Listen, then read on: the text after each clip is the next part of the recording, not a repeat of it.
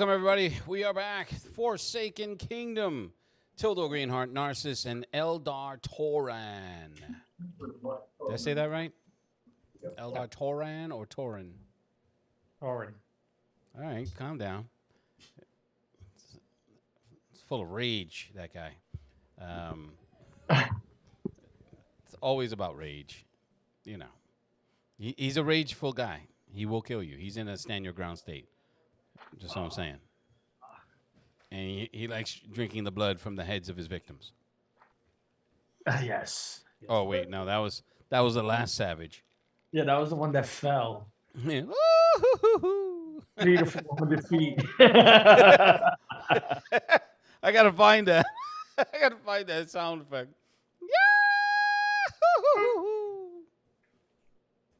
All right. So let's begin. Let us begin, shall we? We are picking up from where we left off, at the trading town of Cortana. Our intrepid heroes, two of the three anyway, were at the. Oh my goodness! Yo, you got to lower that shit. Sorry. Damn. See what I'm saying? People about to get murdered.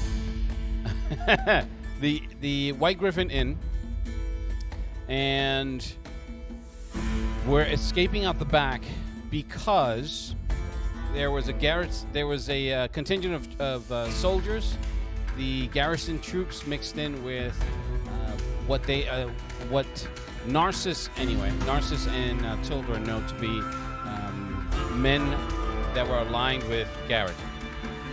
And Garrett's the person that they've been chasing for quite some time now. Outnumbered and outgunned, they understand their predicament. Narcissus had tried to reach out to the innkeep, and her name was, I can never remember names.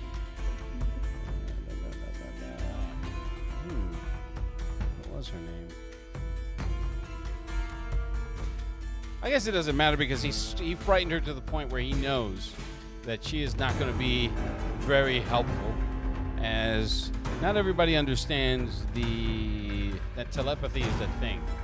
So when you have a voice suddenly appear in your mind telling you to calm down, not only are you not supposed to tell a woman to calm down, that's just me from my own personal experience, but you're definitely not supposed to tell her to calm down. Talking about Maple? Talking about Maple? Yeah. Yes. And so that caused her to freak out, which alerted the soldiers who are making their way across the road. Eldar was making his way towards the inn when he saw the contingent outside across the road. And the ranger, who is Anson Krim, he was in the inn getting prepared when he noticed the soldiers and the responses that these guys had. To my knowledge, he did not exit the establishment with you. You guys just took off. So that is where we are. I wanted to do something on the way out. Okay, hold on. I know I spooked her, but I wanted to say something to her. Okay, well, we're gonna pick back up from there, and the back door is it goes through the kitchen to the other side of the home. So she's hiding behind the bar, and she's on your way past. So you can address her as you make your way past. Now, making your way past the bar into the back area where the kitchen hallway is, you would pass the front doors. And not necessarily standing there saying, "Hey, look at me," but you do understand what I'm talking about. You're able to get a very quick glimpse, or however long you need in order to take measure of how many men are out there waiting. So, hold on, I'm gonna lower this music up a little bit. There we go. Or, you know what? Let me just turn up my headphones. There we go. All right. Now, yeah. So you can say whatever. We're gonna pick back up right there as you're passing. You say you were gonna say something to the lady. Yeah. So when as I pass her, I kneel down next to her, and I tell her. She's just quivering. She's like, please, please don't hurt me, master. Please. I lay my hand gently on her shoulder, and I tell her that she did me a great service. That she brought me out of a very deep mourning, and her and her own helped me a lot, and I greatly appreciate it. And if there's anything that I can ever do, that they can call on me. He's like, our pleasure, sir. Please, please don't hurt us with your devilry. With that, I leave a small stack of coins. Okay. I mean, her fear is overtaking her greed at this moment, so she doesn't necessarily move or regard the coins. I'm not. Okay. I'm just telling her. And then yo, Luke. So behind Steve, I'll be like, swallow yourself.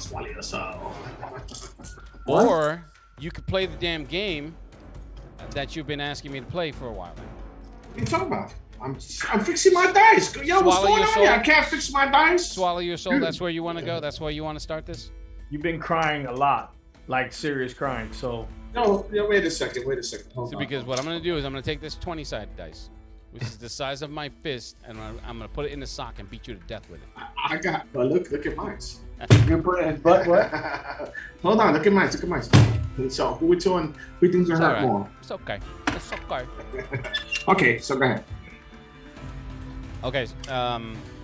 You make your way out to the back as Yep. the men are crossing the road. Eldar, you see them doing so. What are you doing? They don't necessarily regard you. You're about 3 houses down on that. yeah, I'm just gonna lean onto the house. Mhm. You know, just watching what's going on. All right. So Just like other normal people that when they see like the guards come, they want to know what's going on. So I'm just watching. basically a rubberneck, and it's first light, so there aren't too many people out. Just merchants that are getting their, moving their wares and going about their business. But as far as like pedestrians and normal folk and townsfolk, there aren't a ton out. Okay, they enter the inn. About 6 of them enter the inn. All of them had their arms, their weapons drawn. The other 6 are at their horses, and they're watching from across. 3 of them are armed with crossbows. They immediately turn to you and take fire. No, I'm just kidding. It's like, but I'm watching. I'm far away from them. I'm not nowhere near them to. They have ranged weapons, so they can get you. I'm just gonna hide behind the building. They can't see me. That's it. Okay. So I'm just seeing what's going on. Okay. So Tildor, Narcissus, you exit the back. There are the row houses go left and right. To the right is the nearest alley between row houses that go. We're gonna go north, south, east, west, but that's not necessarily your north. Right. Okay, so your north, then to the west, the alley itself. It's essentially smaller backyards, with trash here and there, some clotheslines in both directions. There are triple deckers. There are single story buildings on both sides. So it's on varying heights. Like I said, you can keep going down the alley to your right and left. They're both of virtually equal distance. So maybe about 50 yards before you can see the street in both directions. The most nearest cutaway to keep going north is to your right. To your left is about maybe 75 feet before that cutaway goes north. To the south, This house right here, you have the alley that, between the two houses, they're both equal distance from where you're standing, 30 feet and 30 feet. All right. And So- your south goes back to the main road where the soldiers are. All right. So And I'm Tildor, gonna you're keep- there too, so you can chime in. Yes. I'm only speaking to him because he's walking out first. I'm keeping into the alley. And I'm gonna, wait. The ranger didn't come with us. No, he didn't.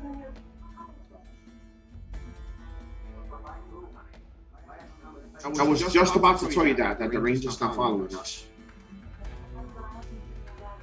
He has no reason to. Yeah, but we gotta get out of here.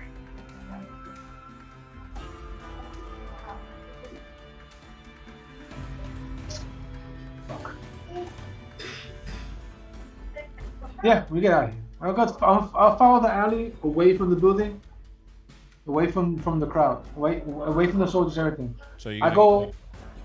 Like I said, You the said- nearest, if you go north, that takes you, that moves you away from the street. It takes you to the next line, the next avenue. But the closest path is 50 feet to your right, or 50 to 60 feet to your right. But there's a space between this house and the next one that's 30 feet. So half the distance. There's a clear line of sight on both sides of the house to the street where the soldiers are. That makes sense? Yeah, I see what you're talking about. So in other words, if we continue moving towards that direction, they'll There's a be able. possibility. That they'll see us. Yes. And it is morning, so there is light. You have some shadows still here. The sun's not directly overhead, but it's daylight, not twilight. Oh, keep to the shadows and. Yeah. So you're gonna move away keep going from the- north to the right? Yeah. Okay. I And follow him. Tildor? Okay. I follow him. All right. So And I'm gonna- walking calmly. I'm not rushing. I'm not running. I'm doing a normal walk. Okay. So what I would like for you guys to do, and where's my screen? Here it is. I'm gonna need you to do not stealth if you're walking normal. Roll performance. Hold on. Performance. Yep. Hold on. That's didn't pull charisma up based, super. so roll your performance. If you aren't already, please be on roll 20. I'm on roll 20. I'm just not on my. Aha. Okay, so I have a +3 to performance. Okay. Wow.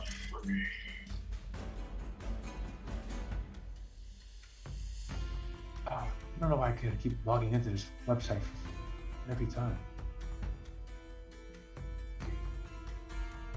Oh, here we go.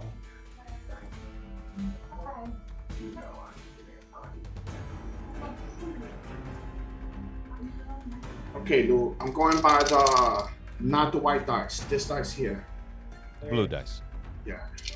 Here we go. At a 9 That's plus 3. That's 12. That's a 12. Okay. You see it? Can I move it now without Yeah, you no, trying you're to good. cheat or whatever? Okay, I mean, 'cause I know how you I are. expect you to cheat, so I'm not worried about it.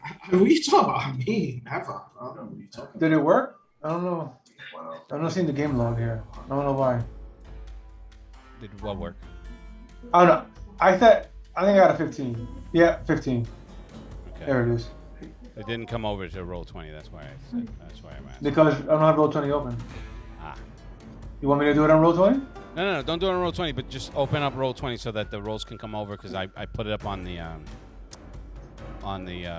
screen so that people All can right, see. I got roll see the 20 rolls. open. It's no worries. So you rolled 15. He rolled 12. All right. So okay. You. Let's see. All right. Now, when you make that motion, you do your best to walk calmly, just out of the from your peripheral, you can see one of the soldiers that was standing by his horse. He was talking, and he cranes his head as you're walking by, but it doesn't necessarily yet let out an alarm yet. But you were noticed, just so that just so we're clear. Okay, you make that left cut, and you can see the next street. Some carts going by left and right. Once you get clear of the building, this specific road, there are row houses that you can. There's two grain warehouses. They're grain buildings with barding, and to the right. Well, I'm sorry, this is my left. To the left, there are some houses that look residential. Okay. And the street itself extends the length of the avenue, and it does a right turn from your right to go to the main road, and it goes all the way down to the left, where at the end of this avenue you can clearly see a church.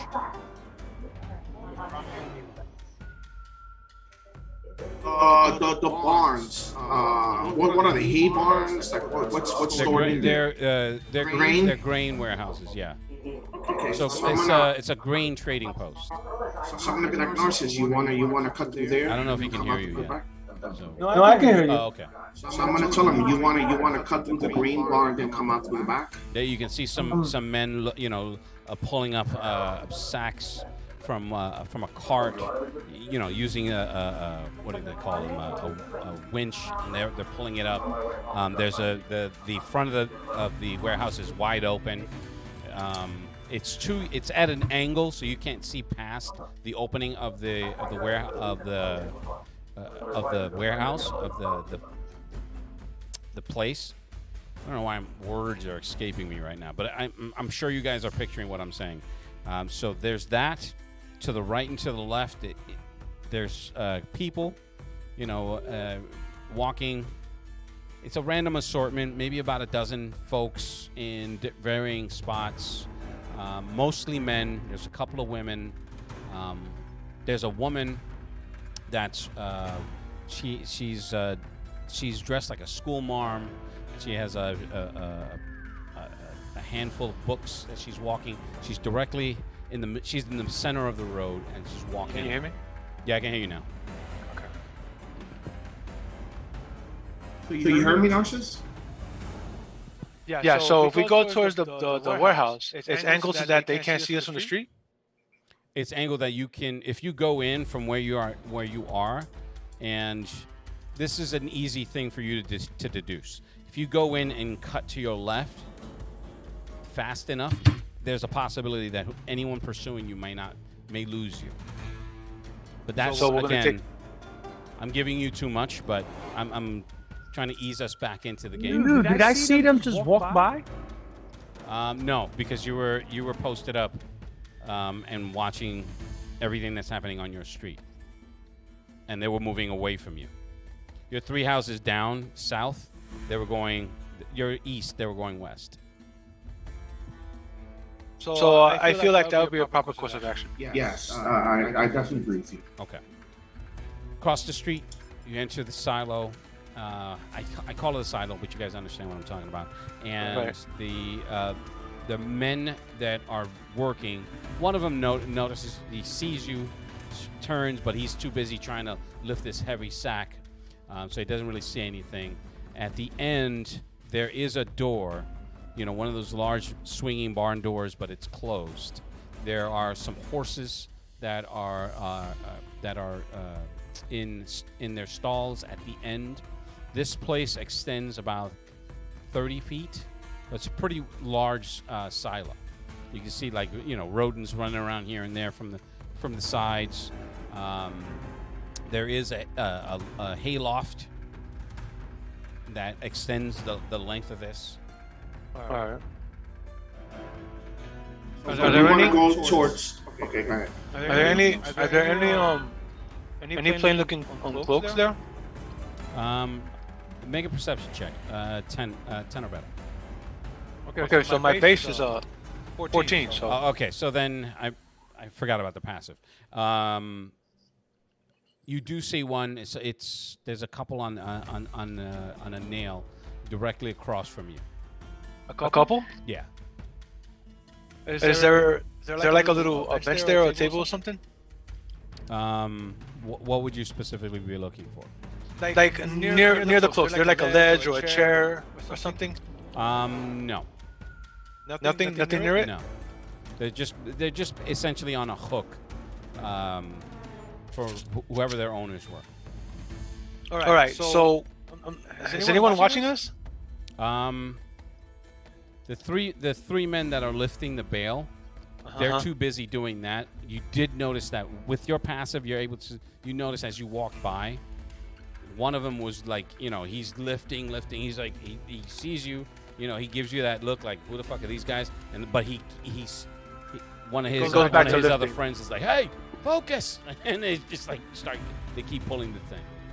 All right. So the floor underneath the cloaks is clear. Yeah, it's essentially hay all along the length of this. All right, so hay and sawdust. Excuse me. I'm gonna grab the 2 cloaks. I'm gonna kick underneath the cloaks. I'm gonna kick the dirt away to clear it, and leave behind 2 gold pieces. I'm gonna hand him the other cloak, and I look at him like, put this over your shiny ass armor. Okay, so I'm gonna put on the other cloak. Okay. I'm gonna keep going. We're gonna go out nice and calm.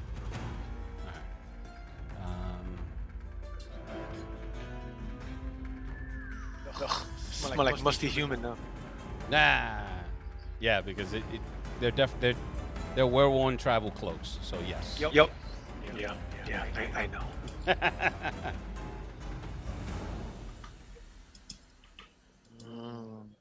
Baileys. Okay. some stupid things. Now, when you come out, left or right? Right is back, would take you back in the direction of from where you came, like in that angle across the street. Left will take you away, going back north to the main avenue. Which way is the church is to the right.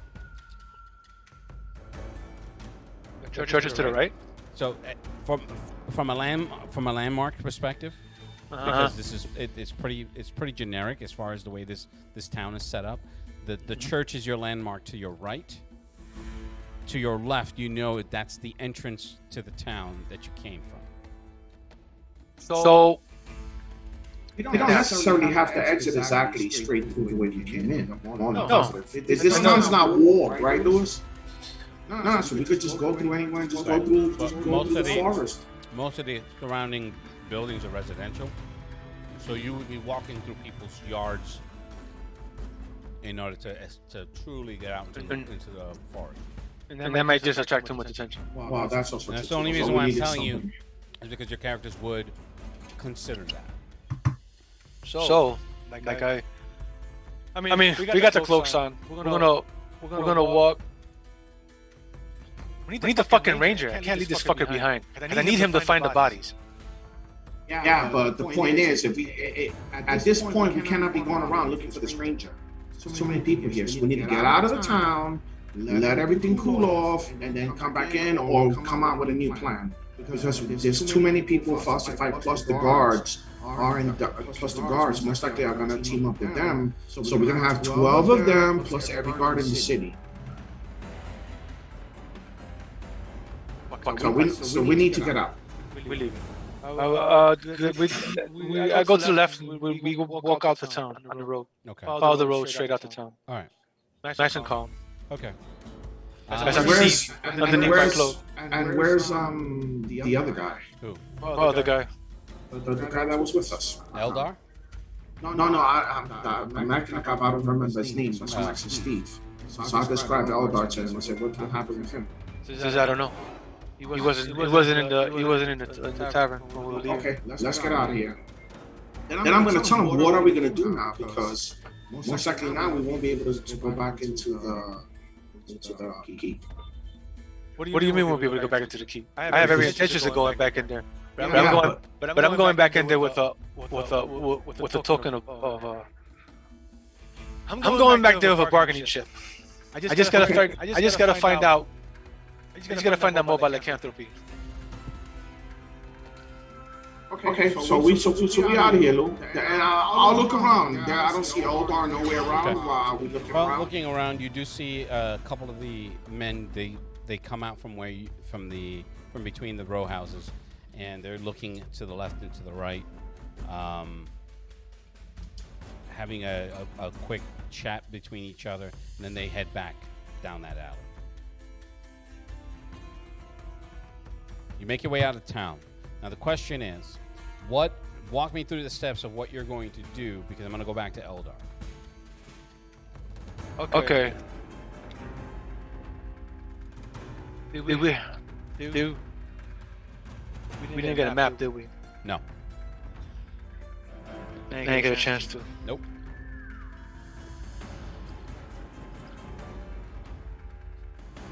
What's around us?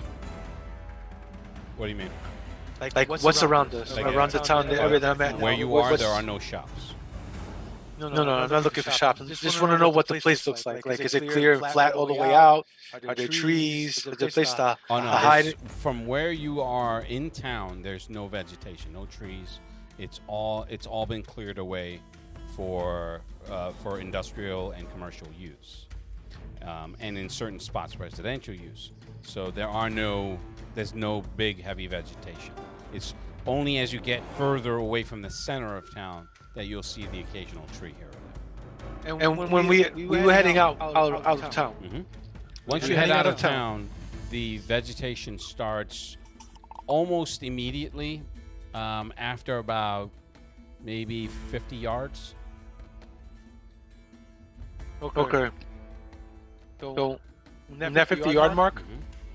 I'm gonna just get off the road, off the road about, I want to say about 30 feet. Okay.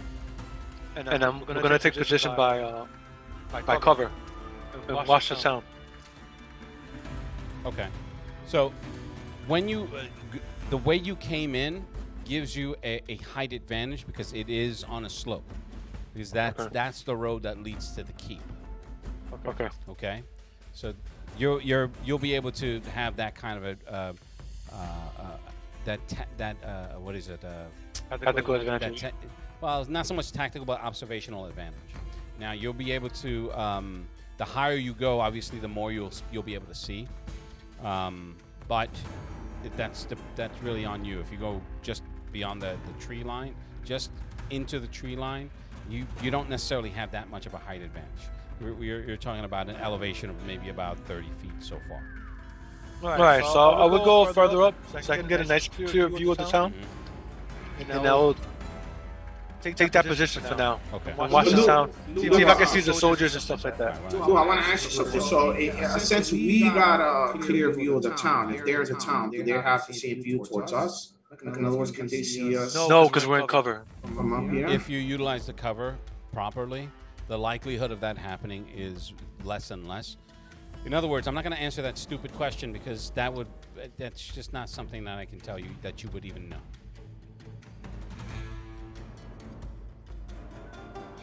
You know, I'm really Look at my starting to hate you. face. Nah, like, I'm really starting to hate you. Like, I don't understand why you even bother playing the game anymore. Because it's like, okay, so we'll do the same. So I follow Steve. We'll hit. Okay. And then we're gonna look. You'll Now follow I'm gonna Narcissus. toast Use Narcissus. names. So excuse me, Narcissus. So I'm gonna tell Narcissus how are we gonna communicate with the ranger? How is the ranger gonna know where we at? And then you just pay him. That slimy bastard's gonna take advantage of the fact that we had a fucking hide from the cops, and he's gonna try and get away with my money. But he doesn't know that I'm gonna go back and get his dumb ass. And I'm gonna ask him, is this really that important for you to find Yes. these guys' bodies? Because I'm gonna tell him, remember, we don't know exactly what's going on inside that castle. The more time we spend going around trying to find these bodies, it's less time that we have to find the girl. Listen to me. It's important that I find the bodies. What about the girl? She is fine for now. Okay, just putting it out there because remember that doesn't necessarily mean that they stopping doing whatever they doing to give us time to go around finding these dead bodies, and we don't even know if we're gonna find them. You know, because what about the weather, animals, how far they fell, And that's the reason why we need that ranger. and now that range isn't there, now we're wasting more time waiting for the range to go back to look for him. We don't even know where the other guys are neither. Damn, girl. What's his name again? The guy that we were just hanging out with. Eldar. No, I'm actually Steve. I'm trying to roleplay, D. I'm like, That's what you call that? listen, I hired the ranger. The other person, Eldar. Eldar, that's him. Eldar. Eldar. So he's just gonna chill here and wait. Like I said, the sun go down again. I don't need for the sun to go down. I just need to wait here long enough to see them disperse. Looking from here, looking towards the town where we was at. Yep. Can I see the guards all there? You I mean, they're fucking yeah, mounted I and mean, shit, right? they stand out. They pretty much stand out to look. I'm just so I point them out to him. Like we just gotta wait long enough for them to disperse, Yeah. and we can just mosey back into the town. And then They're we'll like go. this big from your distance, but they do stand out. And But once they disperse, we can go back and try and recoup my my endeavor. Okay. Knowing him, he's gonna be in that bar still. He doesn't seem like the kind of person that's very imaginative. He'll sit there and spend my money on a gambling game in that bar while eating breakfast and losing. Luke. Okay. So we sit here and wait. All right. So Eldar. Now, Hold on, guys. I'm gonna use the bathroom right here. Just mute yourself if you could. we don't need to hear your butt flapping.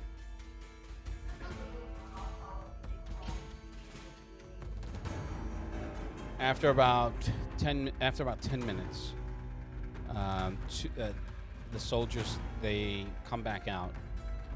They're a couple of them had gone down the alley, and they come out that way.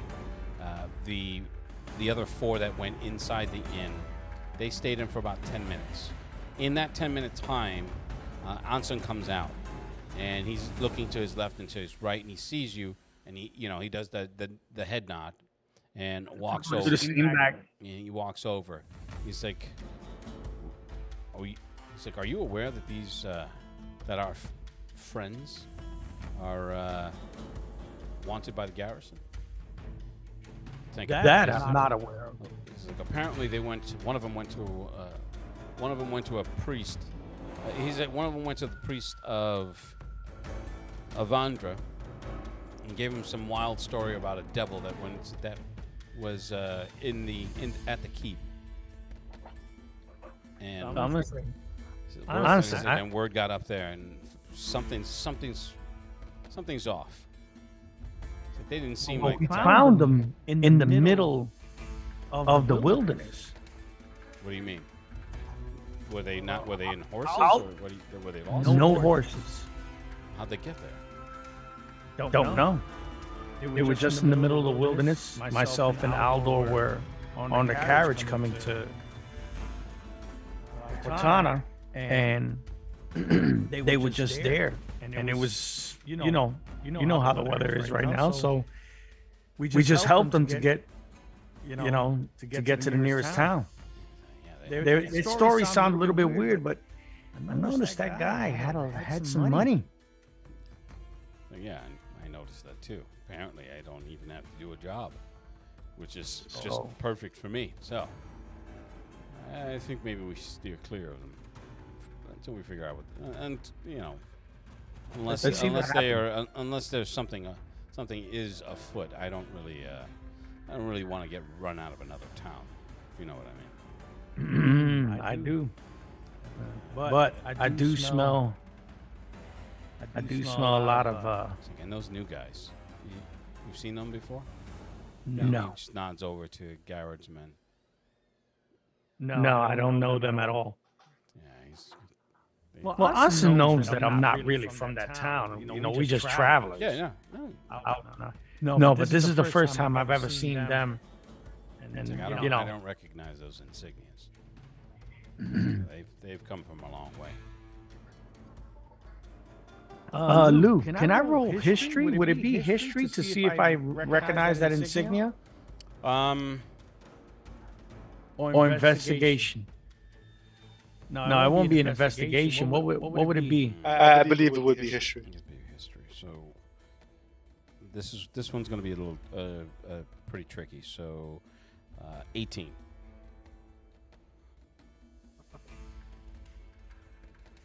No. Okay. 14. No. All right. Okay. So yeah, it doesn't ring a bell. All right. So So I tell Anson if I hear anything, I'll get word to you. yeah, he's saying they freaked out poor Mabel. I don't know what he did, but she's pretty shaken up.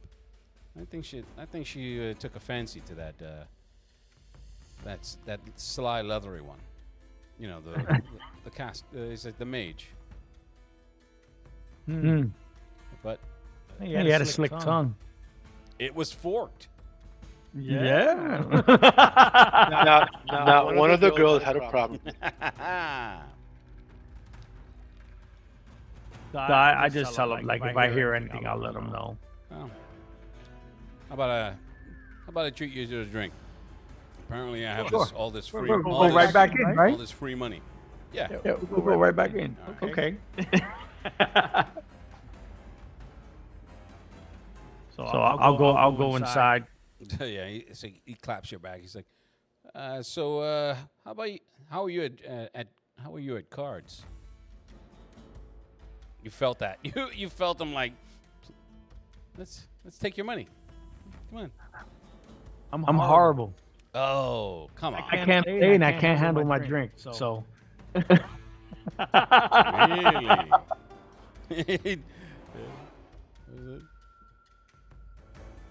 He's like, really? Hey, listen, you know that I'm an apprentice, right? So you know I don't got no money. Yeah. Yeah, don't worry about it. But I would like to see you play. Yeah, Be very entertaining. It's like once the gamblers sleep off their drink, I'm sure they'll be back.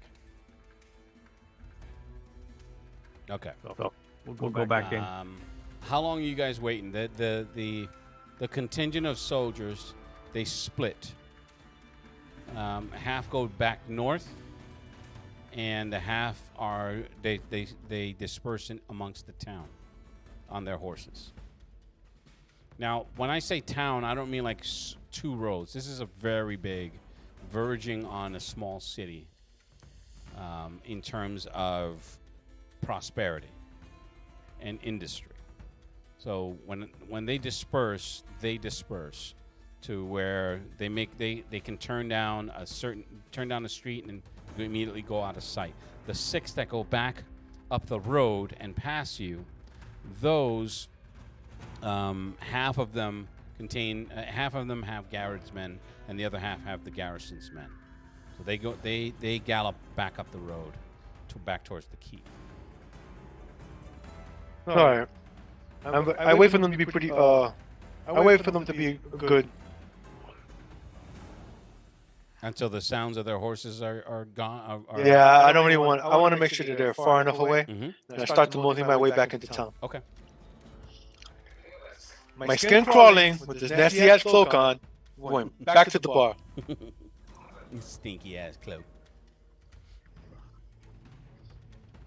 I will give Tildor a second to come back. In the bathroom. No, I just saw him. It'll give him a moment. You just saw him? Then I guess he's doing. There he is. There he is. I can't talk bad about him no more. Nah, no, you can. He's not even. You can't even hear anything. So I shove it into Tildor's ass real slow. Ah. He's like, I shove it into Yeah, Tildor's baby. ass. He's like, Shove it in there, motherfucker. Shove it. Bro, I take out my armor, and I get it 4. all right, enough. Just So gotta, we wait- Just gotta add the extra. I wait for the guards to get past, Mm-hmm. till we can't hear the horses anymore, like you said. Yeah. And then I start to casually walk back into town. Okay.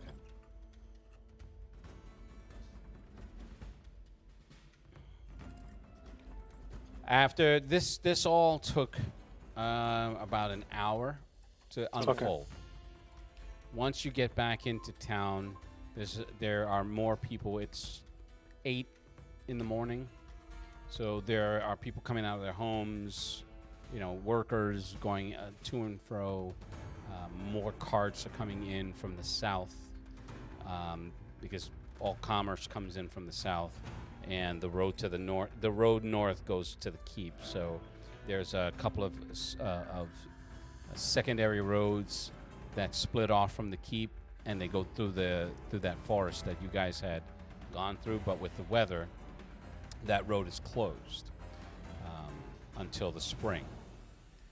So you guys go back to the bar, walk in, and you can hear the sounds of Anson telling a tall tale, and people laughing. Eldar sitting there. Eldar, you're the first to notice because you're facing the door.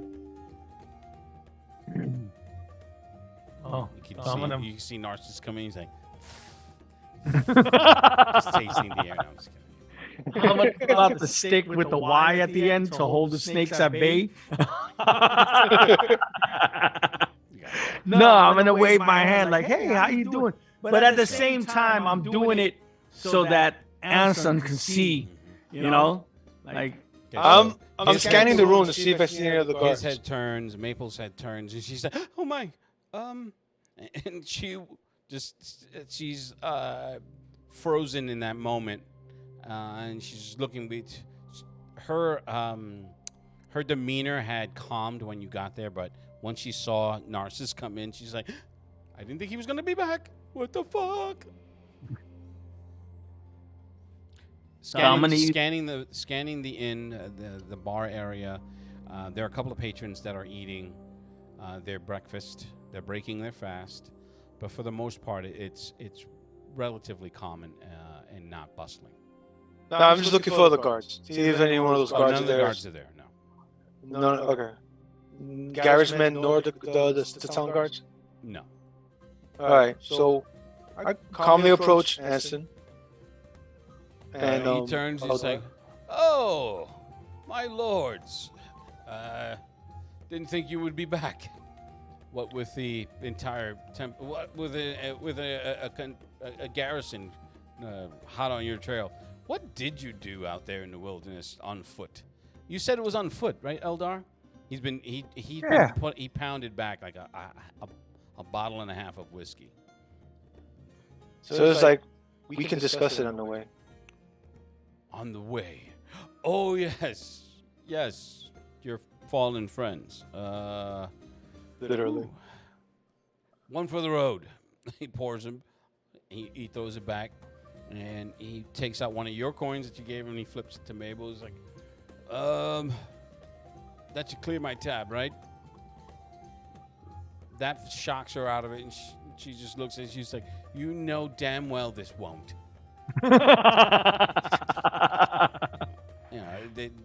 He gives her that dirty look, but not a mean dirty look thing. Yeah. Very well. It's like, of course, yeah, you're going to hold that against me. He pulls out a stack of coins, and he throws them on the counter. He's like, uh-huh. And what about the other? He's like, and what about the elves? Oh, yeah, I forgot about those guys. I laugh. I chuckle at the whole scene. All told, he throws that you can. It looks like he throws on like 30 gold pieces. So she's extending a huge tab. He's like, uh-huh. This will cover it for now. Oh my! That means he's still old. Wow. He's like, you want me? You want my knickers too? It's like, not with what's in them. Ugh. So I'm gonna ask Maple. I look at it, just smile. He's got this big smile on my face. I'm gonna ask Maple how much I owe her for the food and the drink. 10 coppers. 10 coppers, love.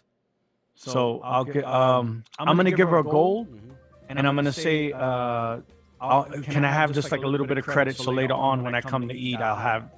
Of course. Okay. Thank you, Maple. You, I'm not worried about. It's others. I'm just gonna look at I him. think they live here. Wow. He's like, oh, go. He's like, fuck off, Maple. It's like, you wish. He's like, all right, let's go. Before she takes my shirt. Not with what's underneath it. Oh. All right, I took my gold off. I mean, I can't even spell because I still smell like nasty human with this fucking robe on. This cloak on. So he's like, all right, where are your horses? You do have horses. Did I buy horses? No, you know, You don't think we're going to be traipsing through those woods on foot, do you? Wait, we do have horses. We got 2 horses. We took them from the guards. Okay. We do have 2 horses. Yes, we have horses. That's what I'm saying. You didn't answer. He's just like, you do have horses, right? What the fuck? Yes, I have. We do have horses. I got one from one of the guards. I remember that now. It was a mare too. You're going to be joining this young elf. Yes, I am. Very good. It's like a horse? No horse? I got a horse. So, all right. I'm gonna go fetch my. I'm gonna fetch my nag, and I'll be right back. Goes around. He goes a couple of houses down, and his horse is tied. He brings it, meets you. It's like, and we're off. He's like, where are we going again? Like, tell them I described the area that my friends should have been. Oh. Just word of warning. There's been rumor of a dragon in the area. Just thought you should know. All right, let's go. So as we're going, I asked him what manner of dragon. There's more than one type. There are many. There are many types. I'm kidding. I understand. He's like, I know there are more than one type. It's a rumor. You know how these people are. They see one thing, they see a bat, and they think it's a werewolf. Yeah. So look at Steve when you mentioned. I asked him. So what's the rumor? There's a dragon traipsing about. Right. Did they say what color? No. I don't believe I've asked. You know how these things go. He's a bunch of shite most of the times anyway. Anyway, just thought I should let you know, just in case.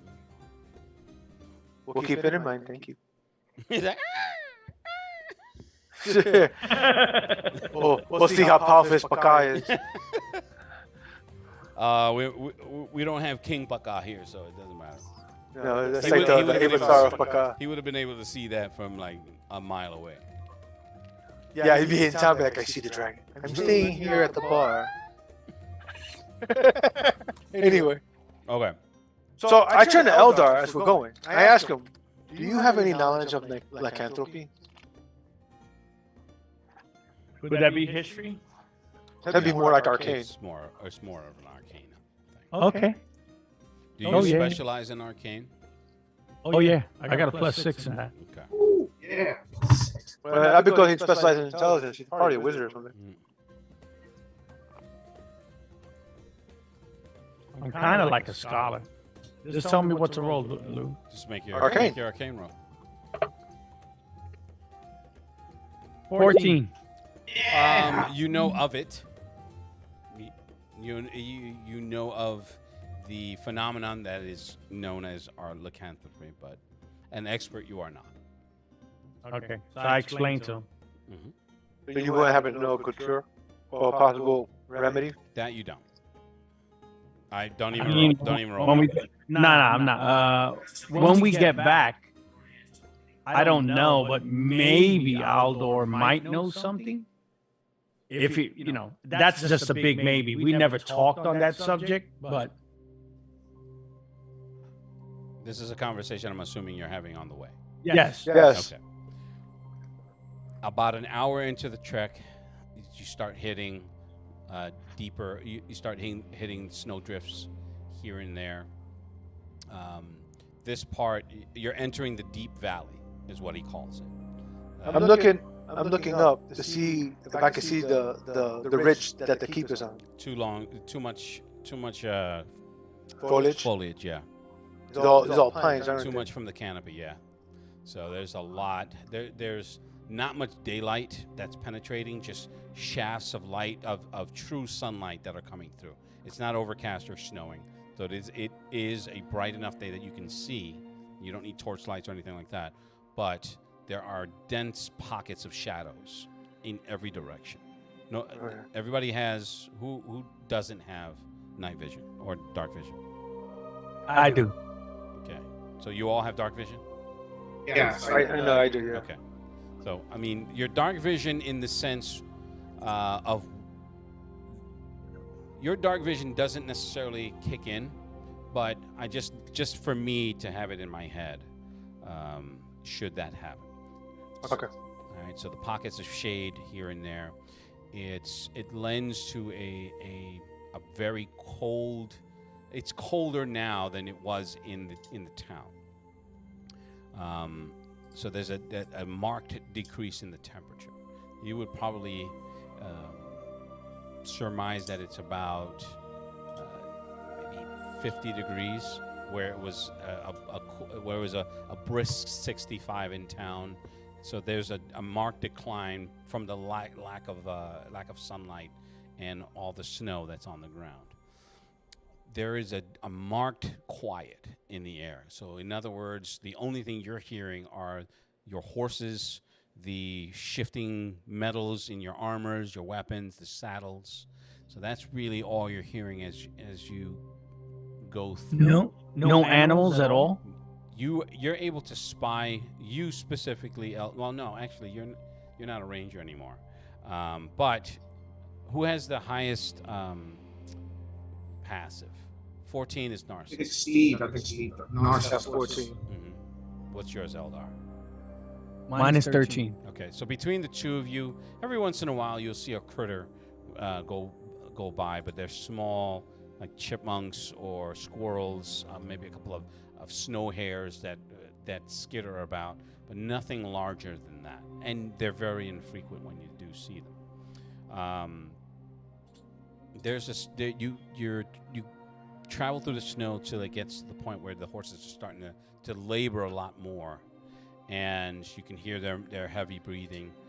It's been about 2 hours, so he stops at a point where you can see a post, directional post with that are going to the left to the right. He takes the right road, so this should take us nearer to the keep. Now you're saying that they fell straight down or at an angle? Do you know?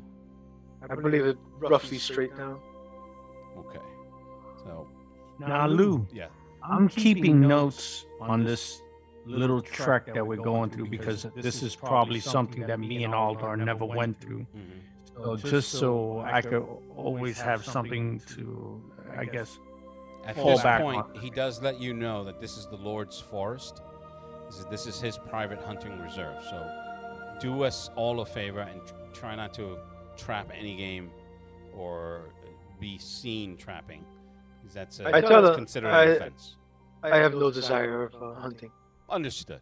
Just letting it know. I'm saying it so it's said. Thank you. Another 30 minutes go by, and there are Narcissus. You notice, you're the first to notice what look like heavy paw prints that are not are concentrated, but they're scattered through this area.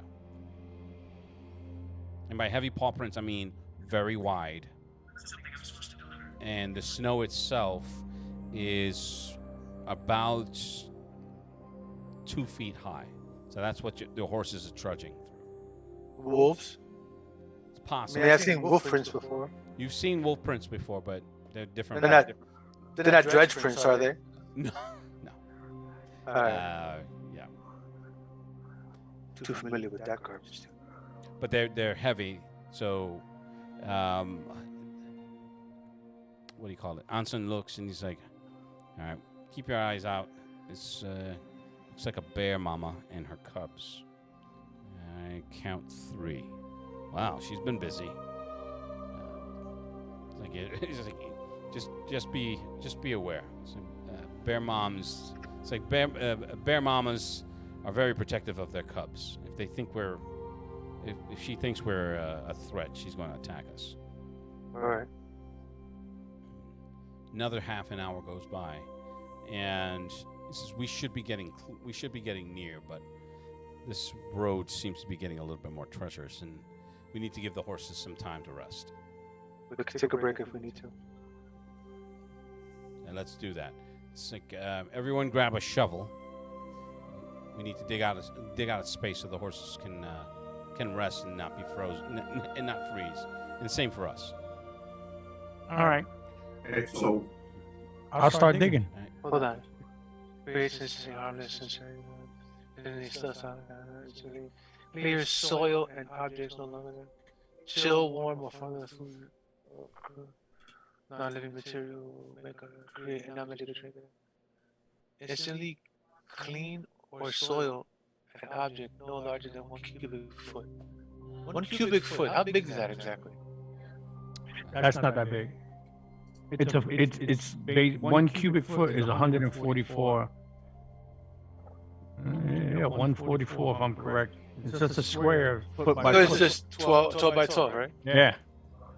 Alright, so I just stop popping precipitation and just take foot by foot, clear on another area.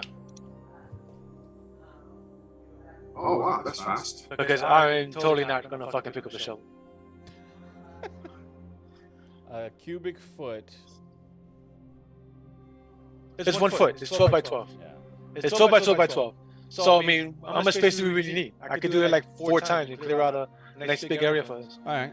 Do the Minecraft 3 by 3. So it's So as you're doing that and you're pushing it, the horses are getting a little spooked, but even Anson's just like, should you be doing that? You should probably save your strength. I don't know what's out here. it tells you this is just it's child's play what I'm doing. He looks at you, Eldar. He's like, child's play, he says. Looking around. Yeah, clear our little area there and put the campfire up and use the cantrip again to light the fire. Well, he's just like, well, that's pretty fucking handy. He's like, you must be. Oh God! You must be. You must be a hoot at parties. I just remembered that I could do this.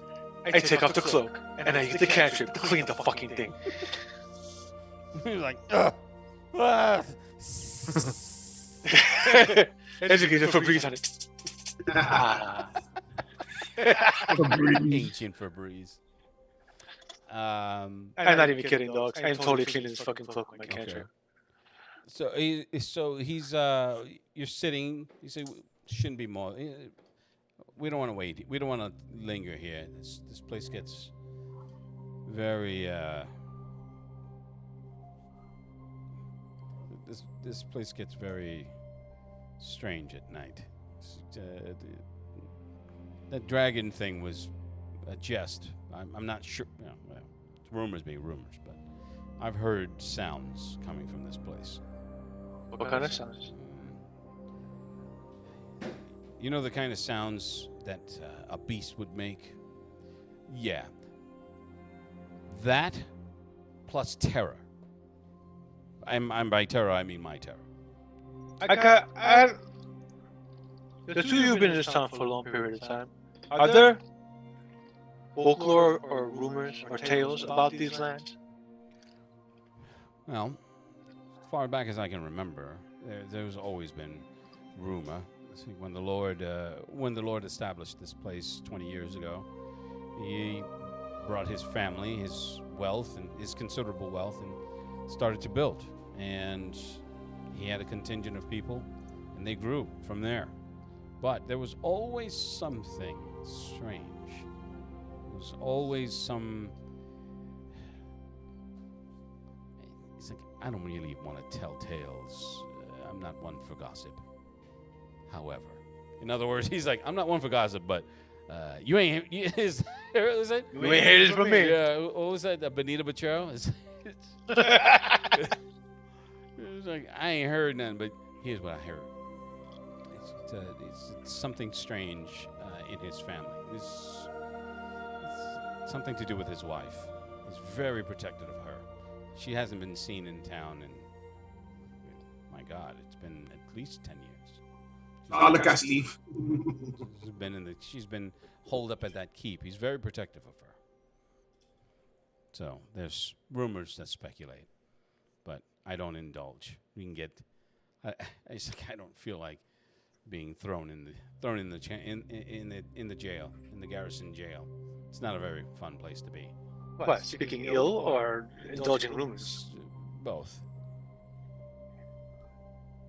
Well, indulging in rumors necessarily speaking of ill. I say, man, we got freedom of speech. And look at him like, right. I'm gonna say whatever I want to say, however I want to say it. I'm sorry, Lou. I didn't even.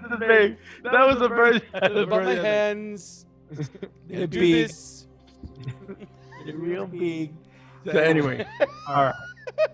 My hands So what are huge. happened? Everything huge. Now, Lou, Eldar peels back his skin and his orange underneath. Nah, Lewis, your hands are kind of small. huge hands. Aw. The hugest. Look how huge they are. Lou, I'm gonna. His hands are small. I just want you to know that, like, while the conversation is going on, I'm focusing on noises around where we're at and how the horses are acting. Okay.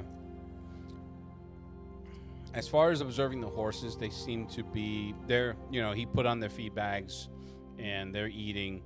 They're not necessarily, you can see their ears, how a horse generally looks where their ears are pointing. So Right. they're relatively still and stable.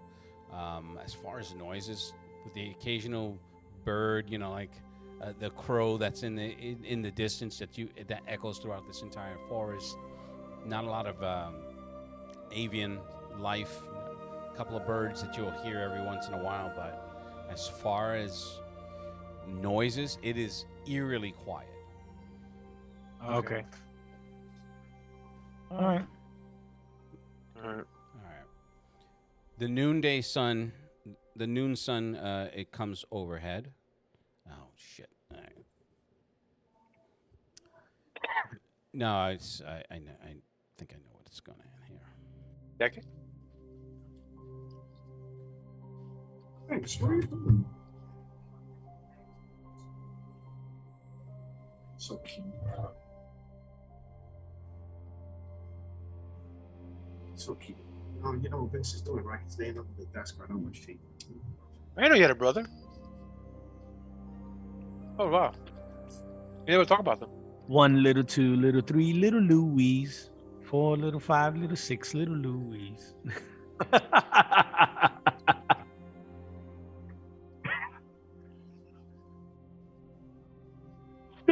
Shut up.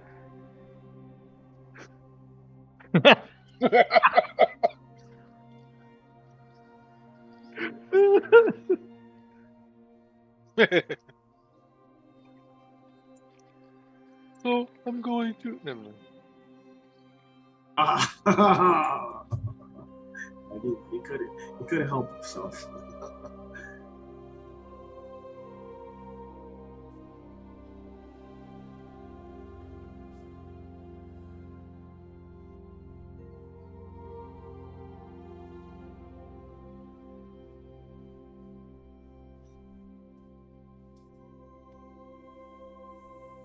So, start packing up.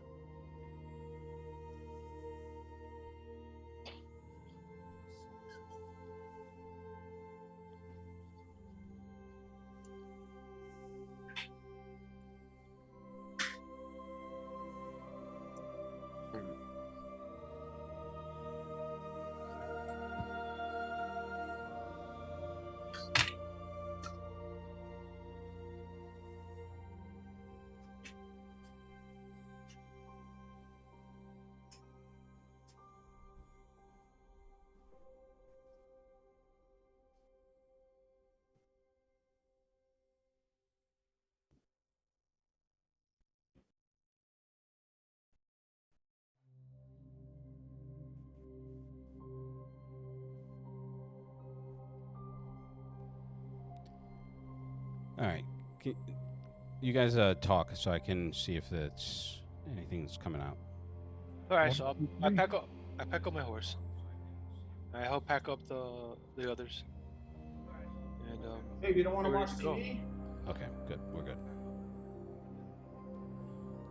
Yeah, start clearing Get everything ready. Okay. area. No, Please no. do. All that's done. You don't necessarily.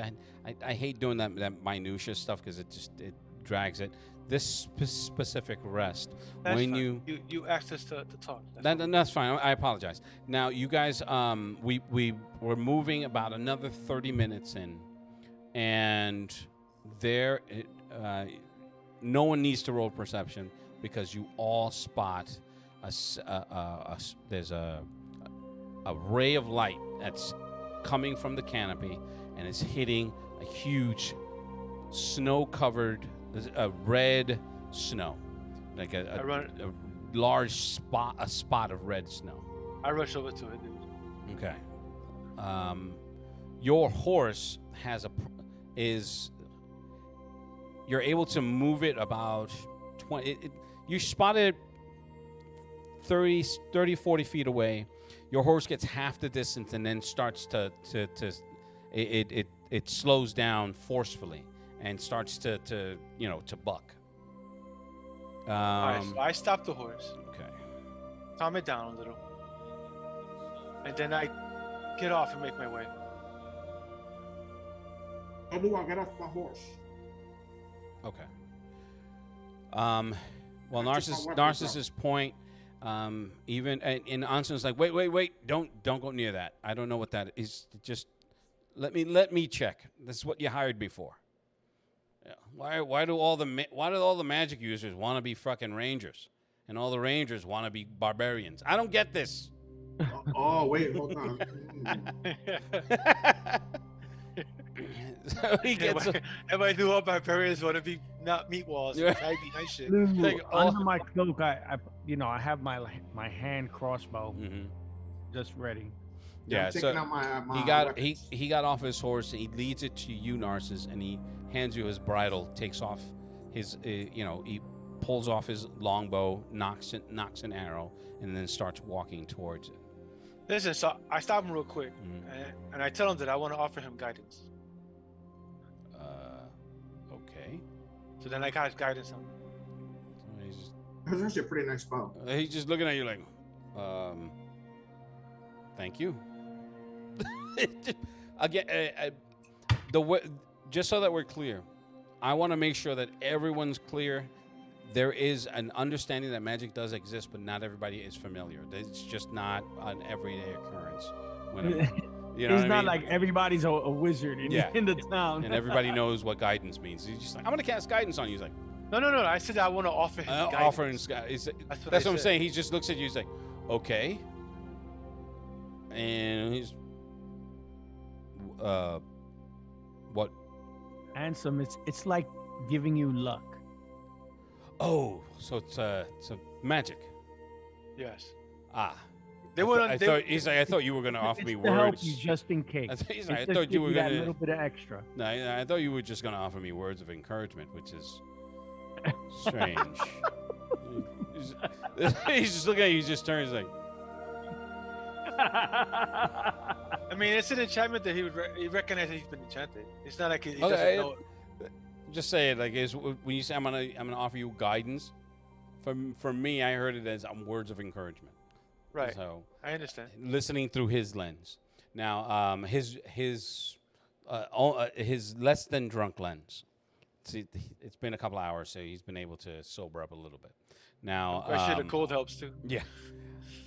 So making his way over, he's just like,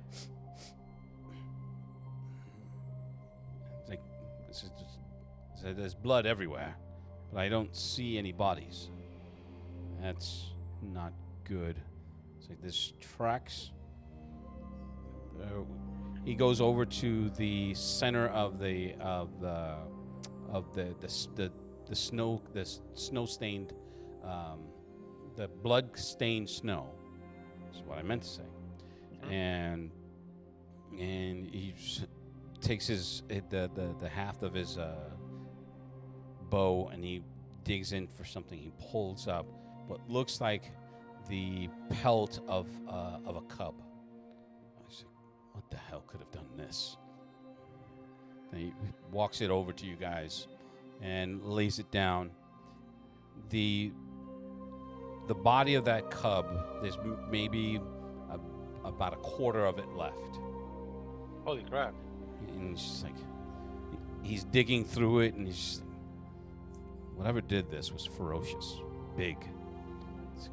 I would imagine, he's like, look, he's just looking up at you guys. He's like, he looks at you, Tildor, because you're the one in the armor. He's just, take a look at this. These wounds, it's like, these are claw marks. And he's just like, yeah, whatever that is. Are there any footprints of this thing? Just more like, he's just looking, it's like, his face drops, and he's just like, those are talons. He just looks up and around. I look up too. I ask him, are there rocks nearby? It's just, no, there shouldn't be.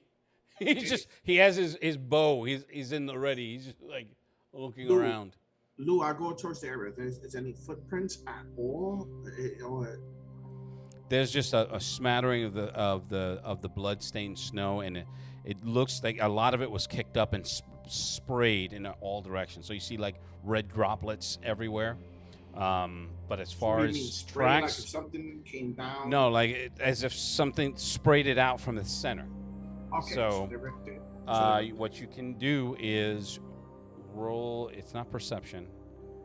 It would be nature to be able to see if you find any tracks. See if I got anything. Sure. The difficulty is going to be a 20. Okay, I'll try. Yeah. Try. At that point, shit, at that point, I might as well fucking roll. Ooh, I'm going with the white dice. Oh, that's right. He wants to do it the old-fashioned way.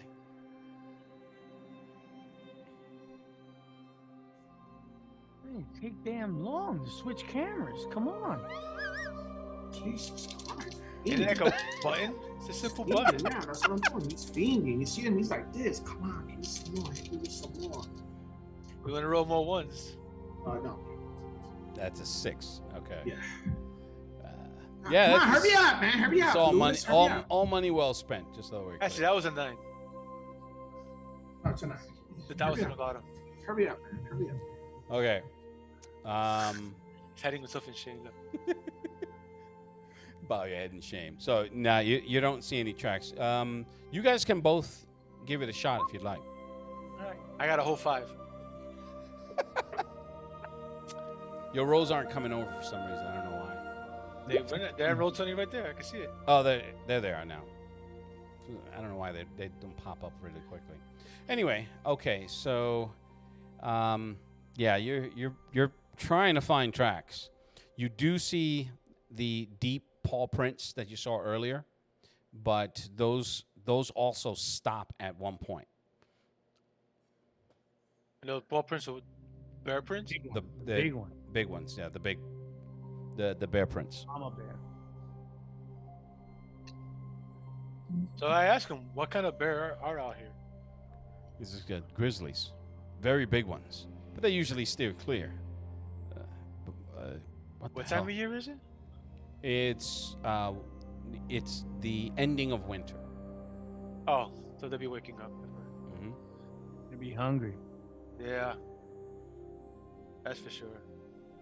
So he said, whatever did this was big and ferocious to take down a mama bear. Wait a minute, take down a mama bear. You showed us a cub, not a mama bear. Oh, I'm sorry. That's what I meant. I'm saying he didn't take down the mama bear. He didn't say that, but he's just like, whatever did this. He said, no cub has this much blood. So that means most likely mama bear and cub. So whatever went after these babies, the mama bear gave a big fight, but it could be. I don't see any of her tracks. So let's keep on So going. he's just like, just keep an eye out. Keep an eye out and up. Yep. Because as you're looking at the canopy, these trees are enormous. So if there's places to hide for something that flies, there's tons of it. All right. Okay. All right. It's like, yeah, we should get going. It's like, try not to traipse through the blood.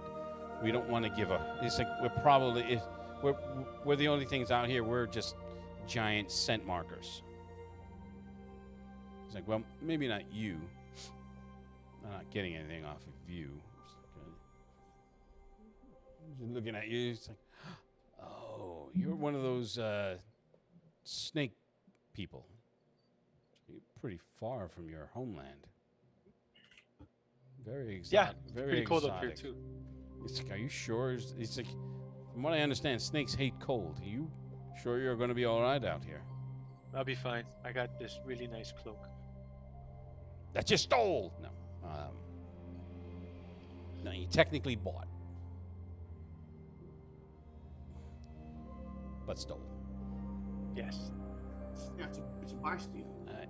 Well, you set off again, about another 20 minutes, and you come to a clearing in the canopy where you can definitely see the keep. And from the distance that you're at, this would be around the spot where you guys, and by you guys I mean Tildor and the dearly departed Hex Swift, who refused to get a head set, just so that, you can have more immersion. Whatever.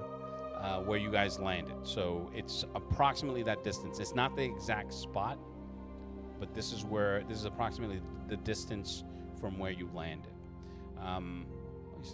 So yeah, we're on the right path. Probably another hour if this snow doesn't get any more dense, which unfortunately it does. Now, after that hour, you get to where you think they fell, and there are drifts that are at least 5 to 6 feet in certain spots. All right. So he's just saying, well, if there was any snowfall in the last few days, they're probably buried under this. So did they have anything specific that you could identify them? So he's like, you're a magic. He's like, you're a sorcerer. So could you track them through your magic? Now that we're closer. No, I don't have anything that would do so. I'm not that kind of wizard. Dude, do I see any of the weapons hanging out of the snow? Maybe the sword landed on the bow or something like that. Or What I'm looking for are drifts that are smaller and look like they were disturbed. Okay. I will give you an investigation check, but again, these are difficult ones, so the base roll is at 18. Investigation. Should I cast freaking guidance on myself? It's like, Mama Jama, give me the power. Dude, no idea. So that natural 20. Nice. That's a dirty 20. All right. And that'd be like anywhere between 1 to 4 more points on top of that. Let me see. Just so I can see. Okay, so I got a 24. Okay. With that, you're about 10 feet away from where you're sitting on your horseback. There's a small drift that's on the other side of a tree where you think you can see something sticking out. From where you're sitting, you really can't discern it, but it's definitely sticking out from all the undisturbed white on the ground. I make my way over there. Okay. When you get to that spot, it looks like a sack. I check it. Like a backpack, and you grab it, and the contents had spilled out into along the tree. So when you pull it out, most of the contents are out. This looks like one of the treasure hoard bags. So I collect what's there, and I start clearing out the area with the cantrip. Okay. So doing that, you can see the coins that they're scattered. You know, like essentially, you surmise that it hit the tree and and opened and spread out all its contents on the ground. So I start clearing out this Okay. area. Their bodies are here somewhere. Everybody roll perception, please. Perception. I got another 20. Nice. Dirty 20, but still a 20. 14. Okay. 20. Where's the 20? Right there. The skull. That's what the skull is. 20. I think that's You a sure? one. You sure it's not a 1? No. Find the 20. Find the 20. Find the 1. 1. All right. Just making Okay. sure. Just making sure. Man, why you guys always think I'm Because it cheating? was off camera. Like, Because you're what pretty- are you talking about? It was not off camera. It was right there. It was not. yeah, That's look at him. Look at him. He's like, you. that's where you put it. That's not where it landed. Yo, Steve. Even Steve is laughing at that one. God. Dude, I'm laughing at you because You rolled it like towards the bottom of the camera, off camera. 20 All right. Pops.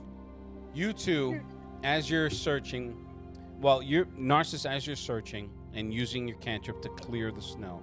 Tildor, you're still on your horseback because you never said you were getting off. Eldar, No, I told you I was What? getting off. I rolled a 14. Yeah, I told you I was getting off, and then I was taking out my weapons. Remember? okay. Yeah, but that was at the blood part. Okay.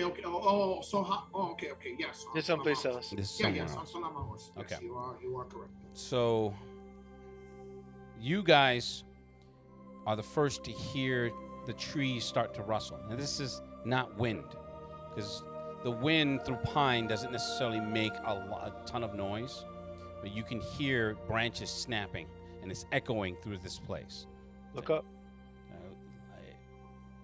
Really, just then you hear whoosh, like wing, like giant wing beats.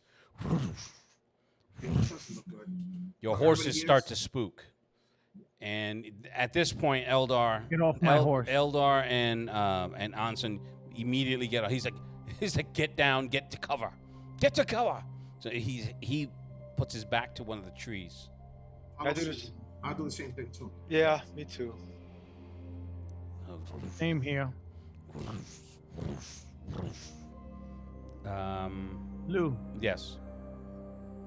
with my cloak, I'm gonna throw snow on top of it, kind of blend myself in.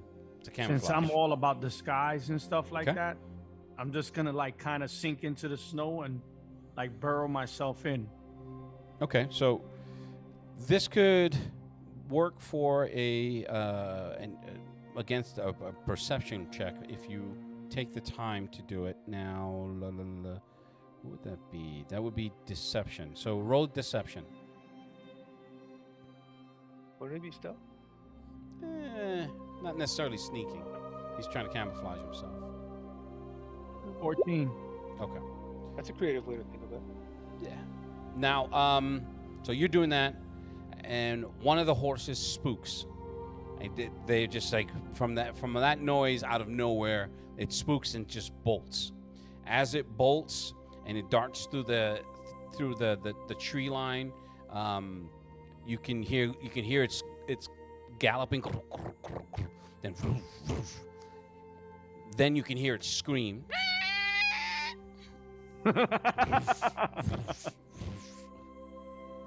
We don't see it? No. We're caught it? Alright, well, while it's busy eating the horse, I'm gonna clear out the rest of the area so I can check find these guys real quick. Okay. As far as finding, so even Anson's just like, we need to hurry. He's like, have you found them yet? So we need to hurry. I don't want to be here. It's like I do not want. He's like, I do not want to be dragon food. So clearing out more of the area, do I find their bodies? Roll investigation.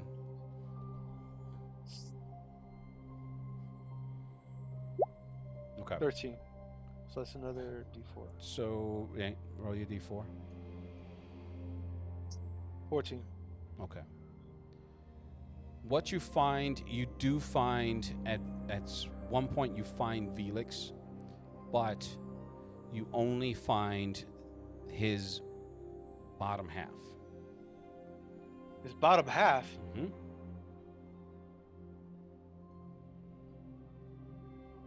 He was he was nearer to the next tree that would being about 5 or 6 feet away from you, and when you use your cantrip to clear it out, by his bottom half, I mean like from his rib cage down, there's a blood trail going up the tree.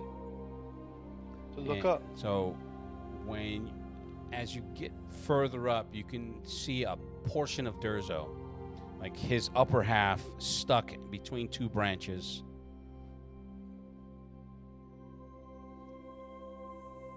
And it looks like a big chunk of his right arm and his right arm is gone. His shoulder has been torn. It looks like it's been shredded in the same way that cub was. And looking at him and then looking at Felix, you can see the same scarring. So they've been stacked up. Yeah, I'm gonna tell him, Pops, let's get out of here. Like, we don't got no time to waste. This is us. Now, what do you call it? Durzo had the bulk of your riches. He is about 30 feet up in that tree. So I guess does he still have his pack and stuff on him? What do you mean? His bow, like his bow and his pack and everything, is he still on the top half? Any weapons that he had that were protruding, like greatsword and everything, they're no longer there.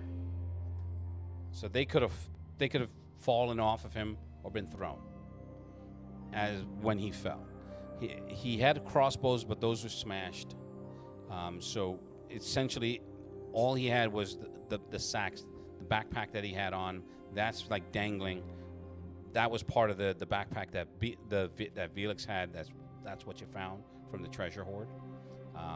That was attached to his top half, but it's no longer there. All right. So I get his body. I cut him down. Mm-hmm. I get him down. I get Felix. We obviously can't do nothing right now because there's this thing here. So I collect whatever personal effects that they have left of theirs that are there. I clear out a little bit more of the area under the tree, see if I can find his bow. Okay. And Ukla's sword. Okay. If they're still there. You do find the sword, but his bow is destroyed. But his bow is still there. What do you mean? Like his bow is there, but it's broken. It's broken. Yes. All right. So I take the bow, I take the sword, and whatever possessions that are still left there. Mm-hmm. Pack them up. Daggers that they may have had on their upper half and Felix's lower. Yeah, they have those. You have those. I'll pack all that stuff up. Mm-hmm. I take Now at this point you hear again those wing beats. Okay, does that creature make any sound? Nothing. After even when it attacked, it didn't make a sound. It didn't make a sound. No. So collect this stuff, wrap it, tie him up on the horse. He's frozen, so it's not gonna freak the horse out too much. Okay. Whose horse ran away? Yeah. Whose horse got eaten? Ooh, that's a good question. So I'm gonna roll a 1d4. 1 is Anson, 2 is Eldar, 3 is Narcissus, 4 is Tildor. So let's just roll that.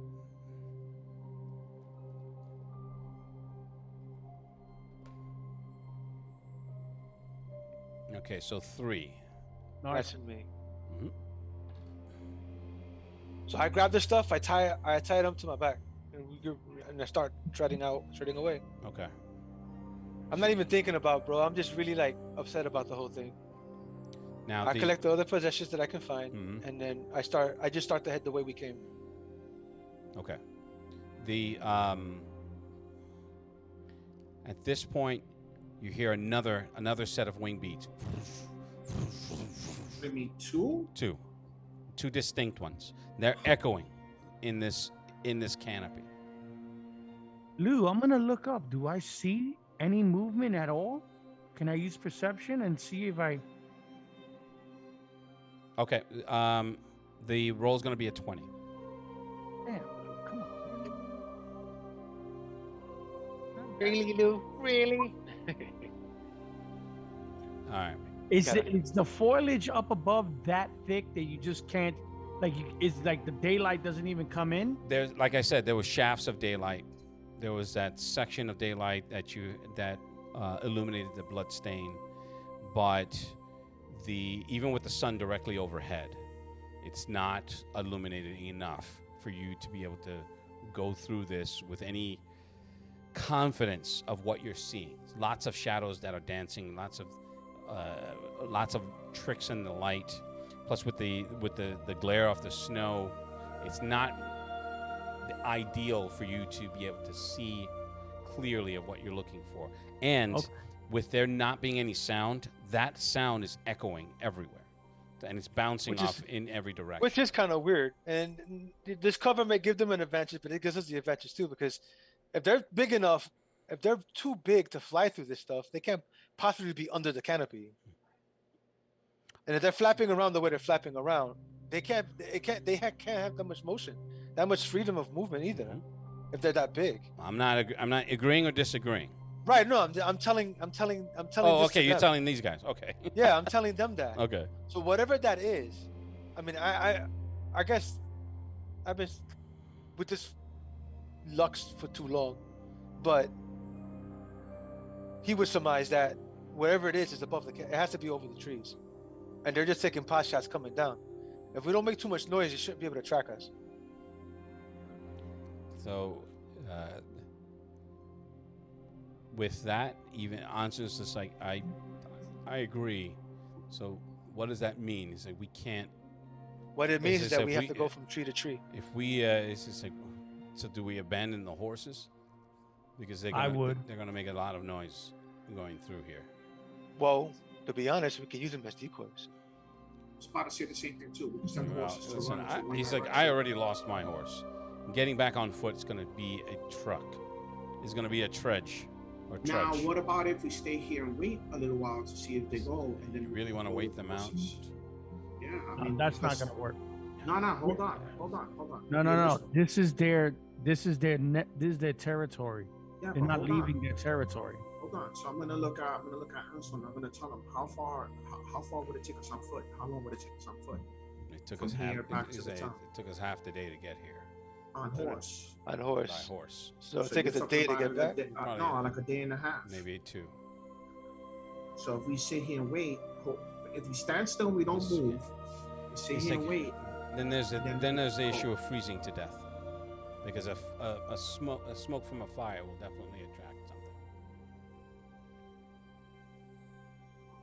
So you want to wait a few minutes to see, and then we can start moving with the horses. At this point, the wing beats, they move away.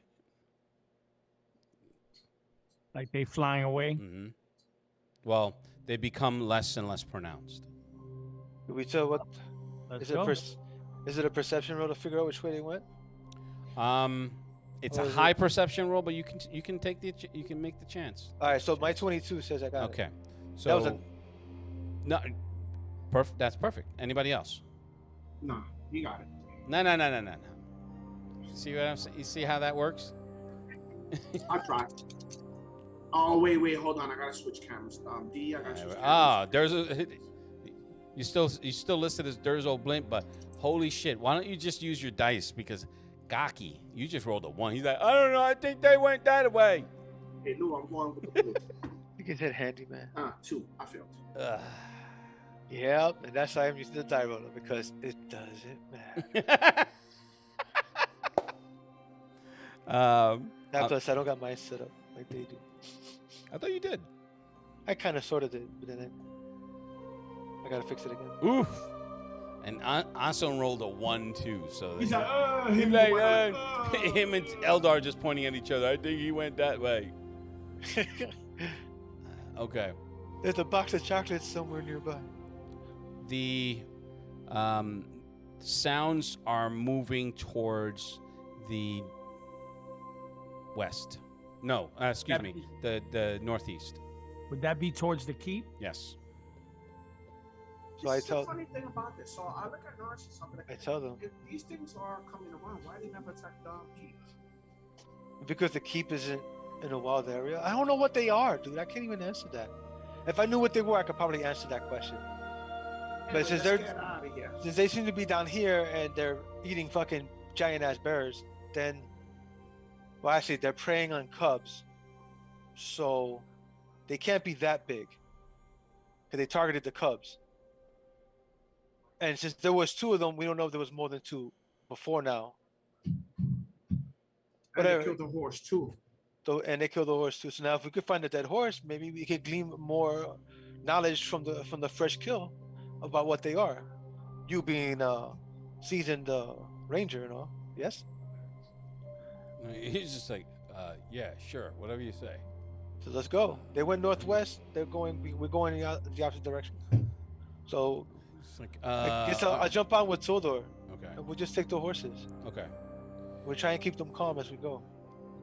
You find where the remnants of that horse was. A chunk of it, its hind legs are still in the tree, but its front is on the ground. It's essentially been disemboweled from the center, from its midsection. So you stop.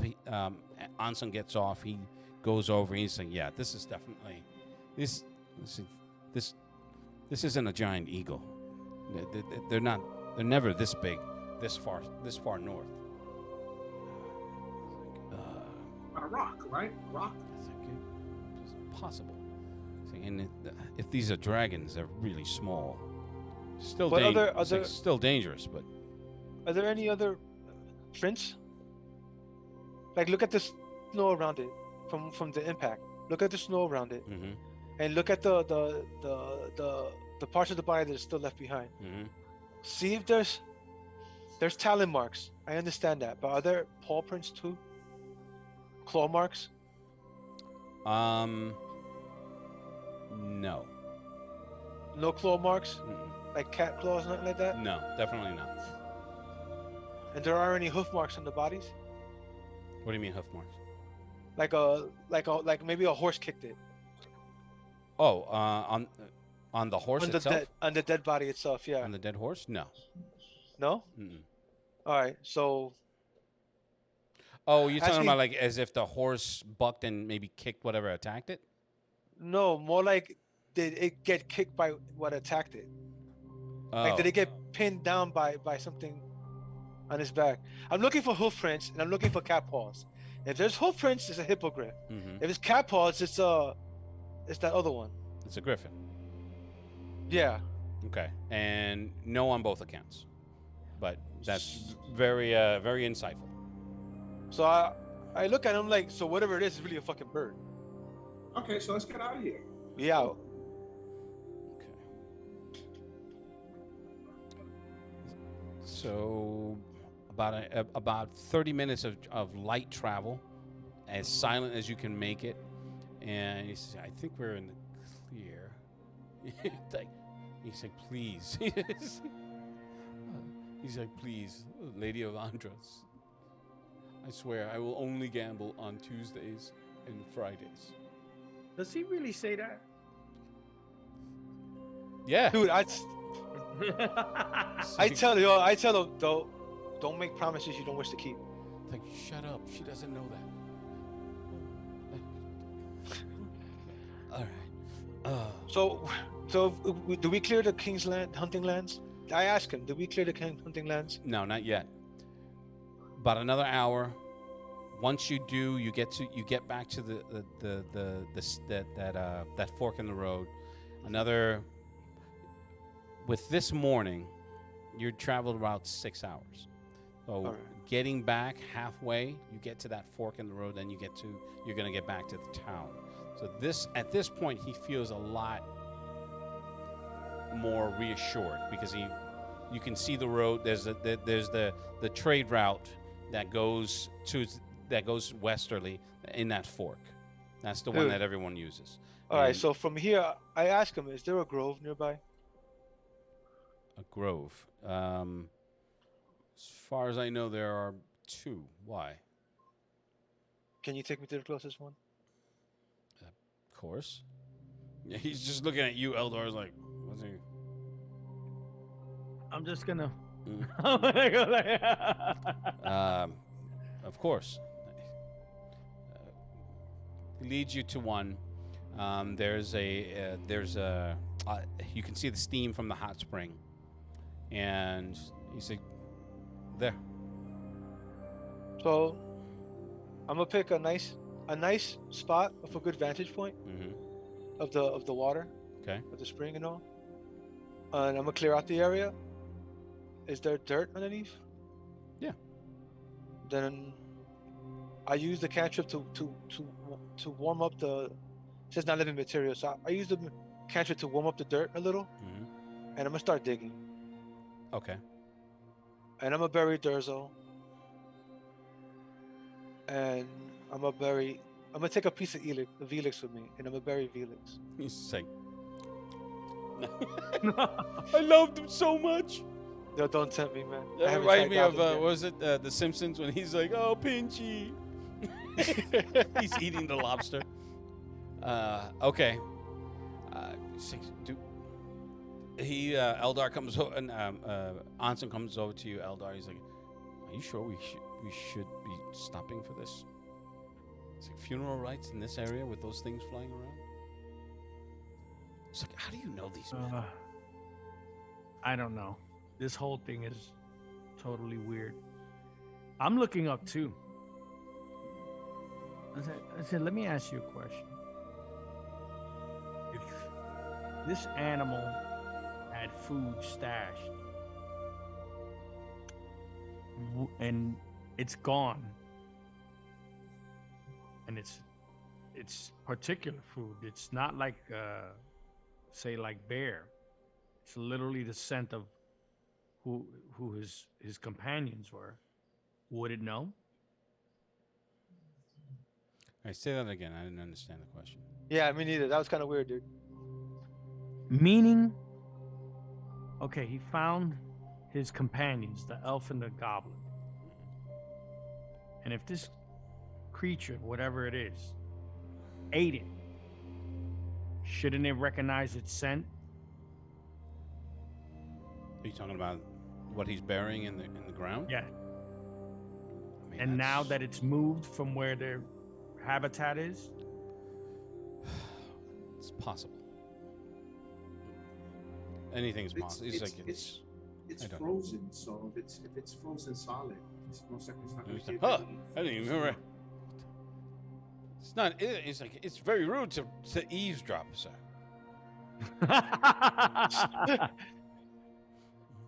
No, I'm just kidding. I don't know what you're talking about. What? Well, I mean, that What? is a good point. It is frozen. What the pot say to the kettle? What? Right? So he's. See, I agree with your golden-eyed friend here. They're frozen, so the scent they probably wouldn't be too attracted to the scents. right there, one of the Maybe birds the- coming he's like, grabs maybe- his nose maybe and the- fly away. he's like maybe the goblin, because they're naturally disgusting, but the elf, I wouldn't think so. I wouldn't think one of your perfume pampered kind would attract a fiend or some flying devil. But Yeah. he's burying them, so that's a good thing. We'll be out of here soon. Yeah, I buried him. We hear there ain't nothing. We don't hear nothing.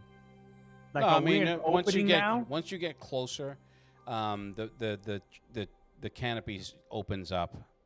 This is a more traveled road. It's sort of more sparse, and so you can definitely see the sky more. It's reassuring that you're able to see in different directions. So as far as things sneaking up on you that are It's- large it's enough to dark carry out. now, right? Huh? It's dark now, right? It is the Getting the there? sun has set behind the mountains, but it's still light. Okay. So it's just the beginnings of twilight. Okay, so I look at Narcissus and I'm gonna be like, okay, everything's buried. We found everybody. So what's next? Now we gotta go find a cure for. We gotta go find a treatment for lycanthropy. And how you expect to do that? Well, we're gonna go to a bunch of alchemists and find out if they can know anything. And then what about the girl again? Okay. So looking at the other two, Because they're looking at each other like, girl? He's like, wait, what girl? What are we talking about here? This is nonsense. so I tell them He's that like, I was only have- contracted to find an elf and a goblin. No, and you did what you needed to do, and I'm greatly appreciative of what you did. And I pay him handsomely for doing what he did. Wow. This will bring me a little closure. Thank you. Yeah. I give him I give him like a whole nother gem. This is like, thank you, my lord. He's like, thank you, my lord. Dude. Anytime. He looks at you, Eldar. He's like, we're drinking tonight. I'm gonna say you better pay your tab. Like, she loves me. So wait a second. So I look at Narcissus and I tell Narcissus, don't we need a ranger? I mean, the one that we had, he's now like It's like like, this, buried. Need a ranger for what? Wait. So I look at him too, like, what do we need? It's like, Ranger wait a minute. specific? So that elf that was in that half elf that was in the tree, that literal half of an elf was your ranger. Yes. Yes. So that's what you do with your rangers. No. I think I'm gonna take my gold and go. So I'm gonna ask him. You sure you don't want to join us? I'm pretty sure. Like, my lords, young elf, I bid you a farewell and good luck. Yeah, get the fuck out of here. Yeah. So after I buried them and I retrieve a piece of each of them, Mm-hmm. I collect what we have left, Okay. and yeah, we just head back to town. All told, we're talking about we're looking at just under 1,000 gold total. That's if you add up electrum, gold, silver, copper, the whole hoard comes out to about 1,000. That's not counting any gems that are here and there. When you And we factor collected in, mostly gems. right, and when you factor in gems, you're looking at about 6,000 worth. Okay, so we good. Give or Yeah, take. good for a while. 6,000 worth. That's like what, 4 or 5 gems? Well, I mean, and I'm that not road alone is like. I'm talking about we're not talking about huge gems, so Okay. All right, so I gotta be careful with the spending. Mhm. Seriously. Total. That's all total, right? yeah, that's what you've recovered, And then whatever we have. whatever you had. Yeah. So figure double that.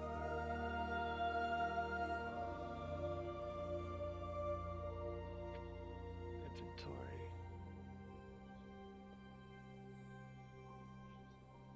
So what? 2,000 gold, and then at least 10,000 in gems. Mm-hmm.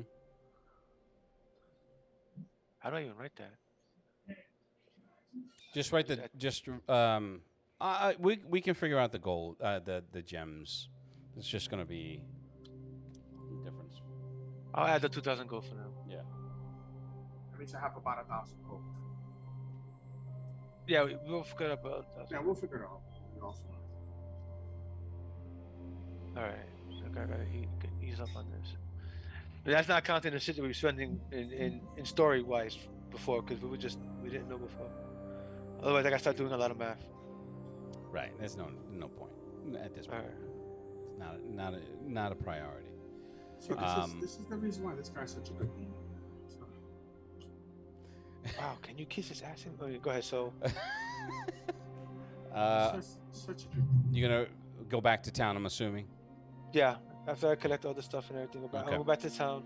What I'm gonna do is try and get Durzel's bow repaired. Okay. On the way to town, I turn to Tildor and I ask him, "Do you know how to use this weapon? These weapons? Yeah, I can use it. The great axe and a great sword. Yeah, I'm sure you The can. great sword, the great axe, and the bow, and the longbow." Yeah, I can use it. Can You're you gonna teach be me? walking around. Shh, shh, shh, shh. Yeah, I could, but the thing is, I traditionally fight with my shield and axe. So That's fine. Can you teach me how to use them? yeah, I could teach you. All right. Yeah, that's what we're doing on our downtime. Cross training at its best. I want to learn to use the great sword and the longbow. Okay, so the question is now, what are we going to do now? That's what I'm trying to figure out. Now, like I I'm said, heading back to town.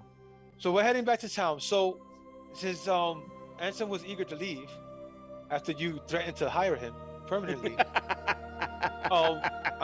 I'm using that as an advantage. Yeah, I'm taking the advantage of him being ahead of us a little to talk to you about what's going on. Now listen Okay. to me. Listen. The Lady of the Keep. She's afflicted with lycanthropy. The reason why the Drow and Jackass are there is because they promised. They promised them a way to cure them, to cure her. So basically, they're holding her victim the way they're holding my girl. Okay. And Right. the guy does have some form of magic, so he could show them. While he has some magic, that doesn't mean he's gonna fucking help them. No, but what I'm trying to say is you could just show them, hey, I have magic, let me work with your guys and then we'll come and cure her. Well, listen, this is the reason why I'm trying to find the cure. Now, if I can find a way to, because apparently he has a way to subdue her.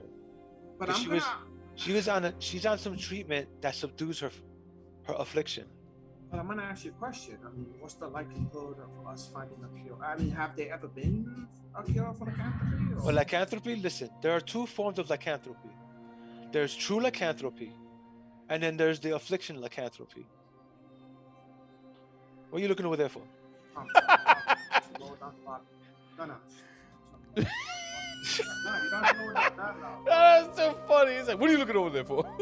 Okay, so what's the difference between what are you looking over there? What's the difference between true Listen, lycanthropy and The the other? difference between true lycanthropy is a condition that can be controlled through practice. Okay. Okay? Lycanthropy is a curse and it can't be lifted. It's not permanent. There's a way to lift it. All right? Now, if it's true lycanthropy, and the only way that she can control her form is through practice. But it's a matter of finding out what type of lycanthropy she's afflicted with. So now I'm gonna say, okay, but isn't so I point that Eldar? Eldar. So I point that Eldar, be like, can his mentor help us? His mentor is an apothecary. He knows other apothecaries. So between them and me coming up with a decent story, maybe I can get something out of the church. So I tell him what happened to the church. I'm gonna laugh at that one. Yeah, no, I'll do it, Lewis. I'll do it just like that. Yo, Lou, I'll do it just like that. I'll do it just like that.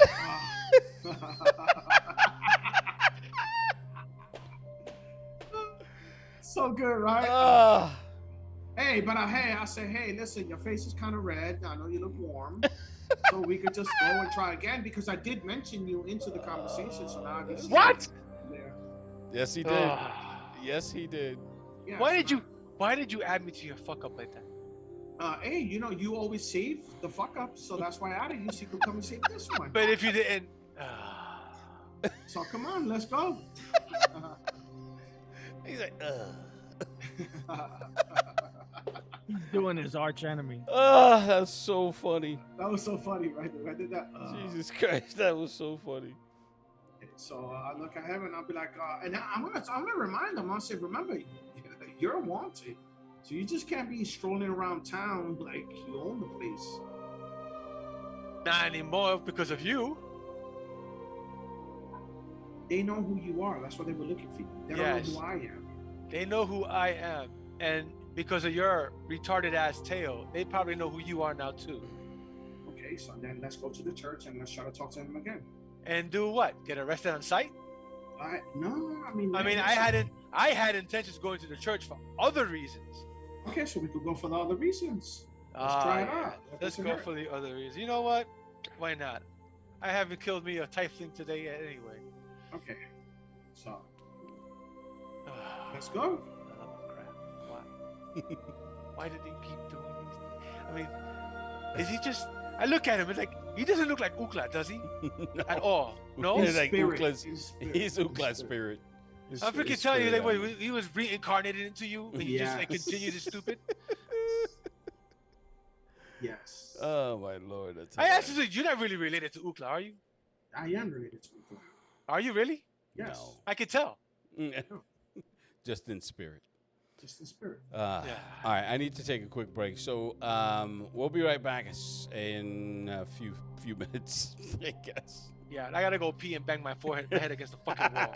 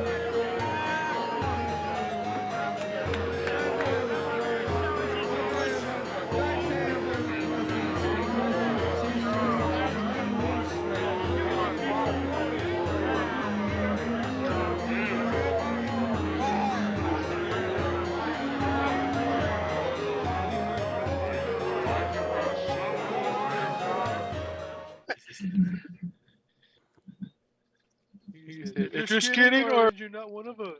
And we're back. Holy shit. Forsaken Kingdom. Tildo Greenheart, Narcissus, Eldar Tauren. You guys are at the edge of town deciding what to do. You were having a conversation, Narcissus, with the rest of the group, with Tildor and Eldar. So I will allow you to continue while I eat the rest of my sandwich. So, like I said, so if we could find a way to subside lycanthropy, and we can offer it to the Lord, and maybe maybe he'll help us get my hands around that fucker's neck. Yeah, but the question is what's the likelihood of us finding a cure? It's the same likelihood it is for him to find one. Okay. So although the difference is we're actually looking for it. okay, so I go to the new guy. I say, hey, new guy. The guy's name is Eldar. Oh, excuse me. You know, like the space Like, Eldar in this is like 40K. the third time. I want to fucking cast sleep on him, and then I'm a butt fuck him. That's what's Come gonna on, happen. What the hell? I'm gonna take his eyeballs out and put them on a necklace around my damn neck, and because he got gold eyes. Okay, Eldar, is it possible that your friend can help us with this? My mentor, yeah, but it's a rarity if he knows about it, but he might know somebody that knows something. It might be in this town or it might be in another town, but this town is very big. This place is very big, so we might be able to find somebody. I don't know exactly. Like, I know of lycanthropy, but I've never heard of a cure. Hey, So that's what Narcissus is saying. We just got to find a person that got a lot of experience, and maybe they know something. Okay, so if that's what we're gonna do, and then let's go. Man, lycanthropy in itself is considered a curse. So the best place to go for that kind of answer might be a church. But there are also herbal remedies that'll help it. So it's like we have all these routes we can try and pass. And I guess I know that when I first showed up and I talked to you and your master, I mentioned it to him. And he said he didn't know anything, but he might know somebody else. He just haven't. I could go and ask him and work on that. Do you want to go stop by the church and work on that end? I can try and go to the church and see if I can salvage what nonsense my dear friend here caused. Hey, listen, I'm a fighter, not a negotiator. And apparently not a very well-spoken person either. For a paladin, you really are very not well-spoken. So, okay, I'm a fighter and I'm not a well-spoken person. That's what happens when you cross a tree hugger with a warrior. Thanks. What are you doing?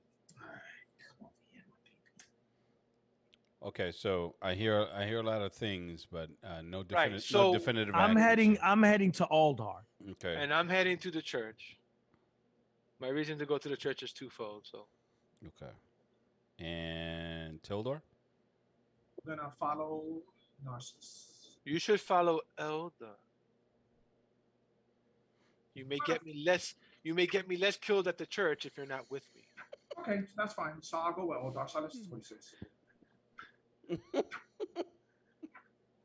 I might stand a better chance at the church if you wasn't with me. That's fine. Okay. I mean, if you got the guards on us because of that, so. No, he didn't. He was innocent. No, he didn't. No, you got the guards on us. I got that was my fault. Yeah. Oh well, the person that's dead, that's buried under the ground, got the guards, and you.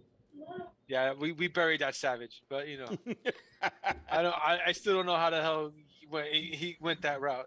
I'm still like worried. Savage burial. I really don't know how the hell that happened. He wasn't that bad. He wasn't that bad when I first met him. I'm still trying to wonder what happened to it. I think it was just all the trauma. I got him. You know what it was? Or the butt cheeks. No, it was the fish guy that beat the crap out of me and him. He kept burning us. He kept doing the fire, burning us. That's what it was. He got traumatized into savagery. Oh my God! Look who's here, guys.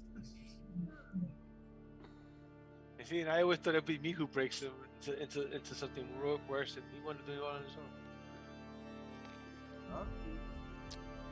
You guys make it back to Eldar's his shop.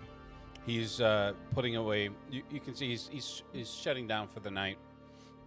Sees you coming. He's like, you're back. Good. Come help. My back. Sorry, Master. No. You're young. You have to adventure.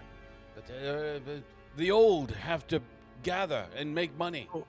While I'm getting all the stuff and putting it away from him, I'm gonna talk He's like, to him. Master Tildor, it's good to see you up and about and clothed.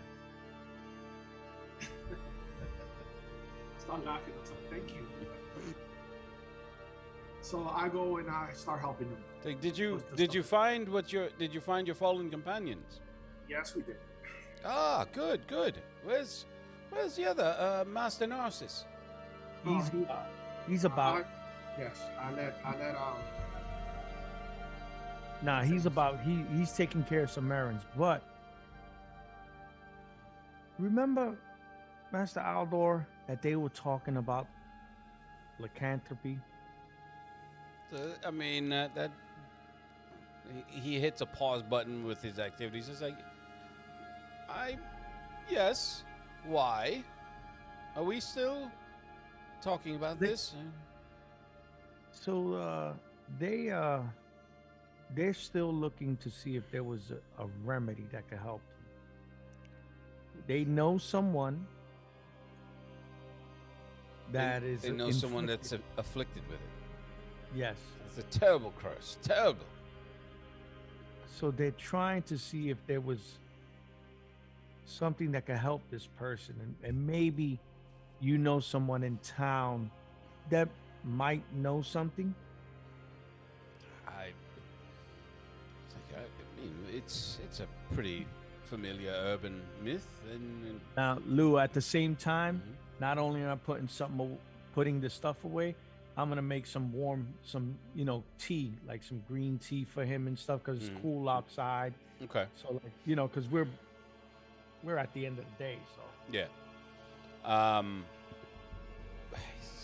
I mean, I've known a few apothecaries who claim to have found a cure, but it's mostly just fables, ointments and liniments that mean nothing.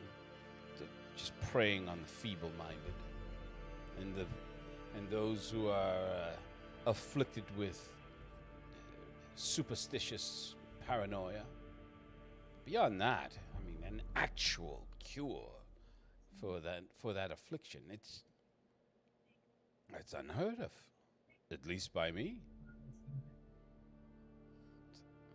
It's like, who is it that is suffering from this? I mean, it seems to me that it would be best that it just put the poor suffering bastard out of its misery. So I'm gonna look at him. I'll stay quiet. I'm not gonna say anything. You know something, don't you, Tildor? Spill. You like telling everybody stories. I'll punch him in his face and I'll start running. Yo, I'm gonna hit him with a firebolt. Anyway, I'm not saying anything. I'm staying quiet. I'm looking straight at him and I'm staying quiet. Because every time I open my mouth, some stupid shit goes on. So I'm staying quiet. So, Damn, you learning that now? Jesus fucking Christ. At least I'm learning. That's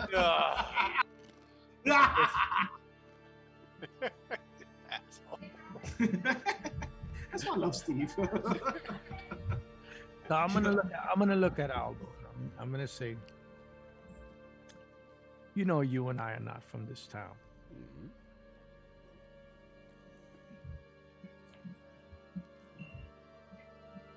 Go on.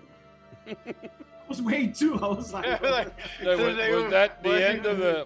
Why are you playing bebop music in the background? Oh. So,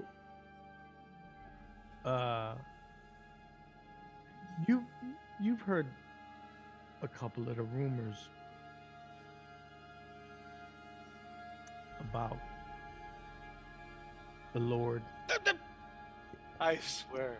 But I am not talking loud. I'm not talking loud. Exactly. It's just a what are you? Hey, boy. It's like, what is the matter with you? Have you gone daft out in the wilderness? You know better than to speak ill of the Lord's wife. Even whispers get people thrown in. This is what I'm gonna do, Lou. In jail. I'm going to take a parchment and I'm going to explain to him what Narcissus said. I'm gonna hold the parchment and let him read it, and then I'm gonna burn it in my hand, so that the parchment is disintegrated. All I hear is the Mission Impossible theme. Dun, dun, dun, dun. Watch his hand burn in smoke too. He's like, I'm not fireproof. I'm not letting him hold. It's me myself. Okay. It's like, are you seriously? He turns to you, Tildor. He's like, are you and your companion? I did not say. I did not say Dildor. Yes, you did. I you did say Dildor. Yes, you did. I was gonna say Durzo. Yo, I'm like this. Yo, D, I'm like this. I was gonna say Durzo. I swear. Oh, you said Dildor. He turns to you. You need to get the time legend, true ancient Spanish mother calling of children. That's when they call the same kid with two different names. My mom used to do that shit. She'd be like, Maria Steven. They got kids. Me and my sister confused because we don't know who the fuck she was actually calling. So we both have to show up. That's what he did. So he looks at me and I'm gonna nod like this, Louis. He looks at you. He's like, "Are you and your companion seriously going to try to feed into that rumor, potentially losing your lives for what aims? Well, to what end?" It's not. I'm gonna tell him it's not a rumor. Narcissus is not making this up. So you've seen it. No, but Narcissus has. And Narcissus is not making it up. So it suddenly makes sense why the garrison guard are looking for you. Because we know. Even he knows. No, he's like it makes sense why the garrison guard are looking for you. You're spreading that.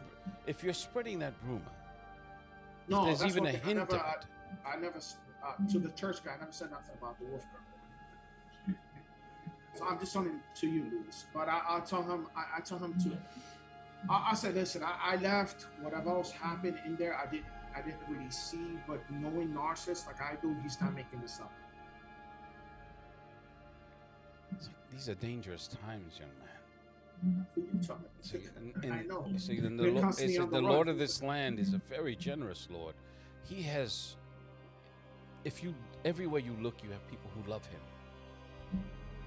They respect his lordship. They pay their tithes because they're safe, and they are able to ply their wares. So you don't honestly believe that any of these people are going to turn on him? No. That's the thing. We don't. So the summoner, the man that I was telling you about, or the entity that I was telling you about, it's in there with them. So we're just trying to figure out if we could get the cure for the lycanthropy. So then we could go show them that we're the ones that's truly trying to help them, because we don't really know what type of I guess bewitchery, I don't know if I'm saying it correct, that this man or this entity, whatever it is, has on these people. And I explained that to you when we first met on the ride. Master. He's tried anyway. In the when you first listen to it, it does sound crazy, insane. But if you kind of put two and two together, it does kind of. It's like 2 and 2. It's like there's been whispers, but they're outsiders. We're all outsiders. It's like these people won't believe us unless we show them proof. There's no way we're getting into that keep. Well, if you've already attempted it, what makes you think they haven't already fortified it? That's the problem that we have now. First attempt that we did, I don't know exactly what happened, but it didn't turn out the way that we had it planned. I don't understand. So you did get in, but you didn't get in? No. Hold on. No. Remember, I told them. I told them that that I came out. Remember that we were in, then I came out. So you Okay, know. it's like, well, that's even worse. No, I know that, and that's the problem that we're having now. That's the reason why we're trying to find the cure for lycanthropy. So at least when we go there, we have something to offer them.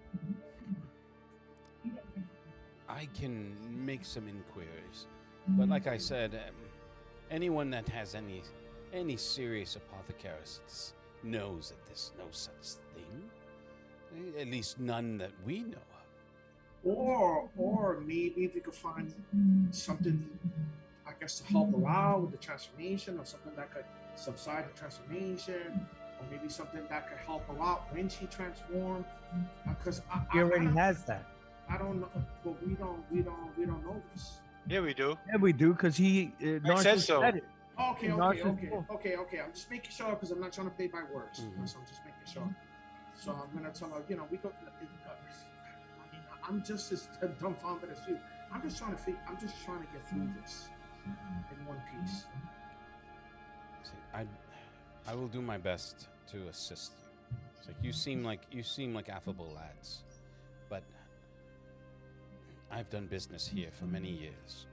I will not risk that on the word of strangers. I just want to be clear. That's fine. That's fine. So Lou, I'm gonna prepare food for him and everything like that because I know he's been busy, and so Okay. I'm gonna get everything. I want to make sure that he's all taken care of before he goes to bed, Mhm. and Okay. and make it easy for him. All right. So for Narcissus, at the they don't have a midnight mass or anything, so the church's doors are shuttered. There are some oil lamps that are on inside, but but it's not fully lit. All right. So I approach the doors and I give a gentle knock. Okay. You hear some you hear footfalls, and the deadbolt. What do they call that? Dead man's bolt, or whatever. Anyway, but the door creaks open, and you can see the tiefling. It's like, yes, it's like the church is closed for the evening, young man. If you wish to confess your sins, you could do it. You can do it at midday tomorrow. So when he says that, I give a chuckle. I'm like, I don't think you got it. There's enough time in the year for that. Sir, I wish to know if your church bestows miracles. There are always miracles to be had at the Church of Avandra. It's like I'm sorry. Who are you?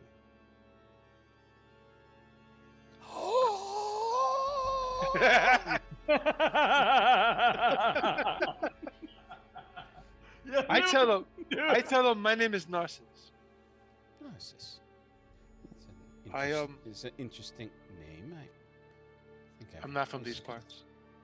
That sounds familiar. I may have heard that before.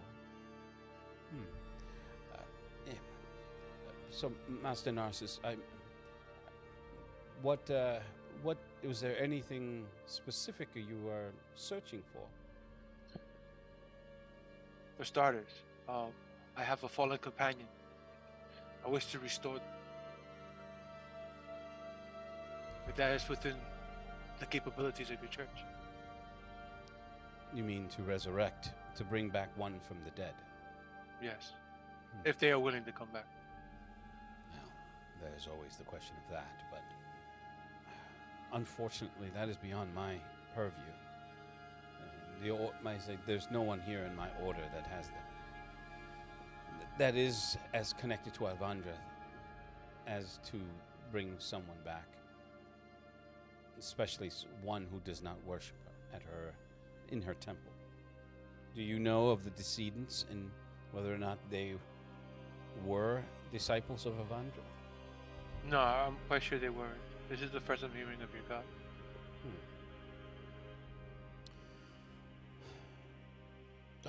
Where are my manners? Please, come in. Oh, I come in. No.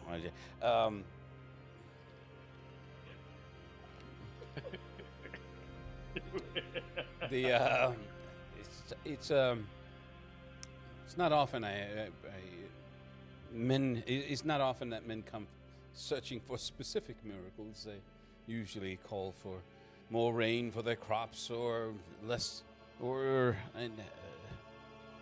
a cure for the pestilence or the plague of some kind, illnesses and such. But to bring one back from the dead, that is quite the commitment. They must have been very, very close to you. Actually, they were. Very much so. Please, sit. I sit down. Now, I know of one such, but he's a heathen, you see. He's one that has been ostracized from our church for practicing necromancy.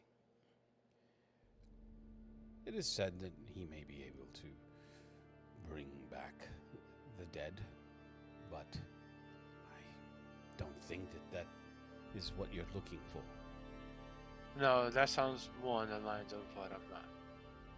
I'm familiar with necromancy, and that's even though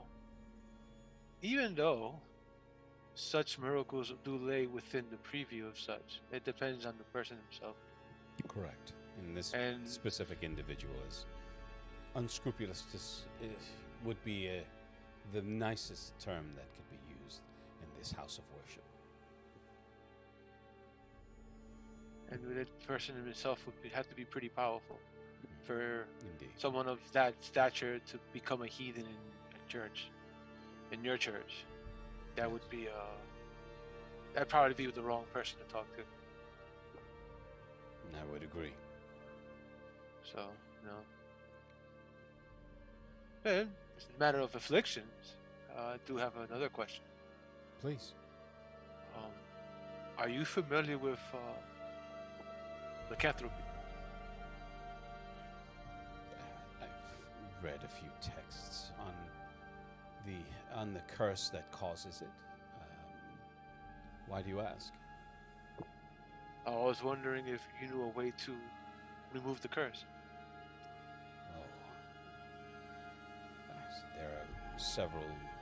There are several theories on how to do so. The one would believe it is said that if you kill the cause or the person that is the originator of the curse, that is said to lift it. If you are afflicted by, say, a bite or a scratch of one that was afflicted by the curse, it does pass on tangentially. And if you kill the originating bite, the cause of the bite, that is another such theory. But who has seen any such thing? You know, now that you mention it, it did. Are you familiar with a Tildor Greenheart?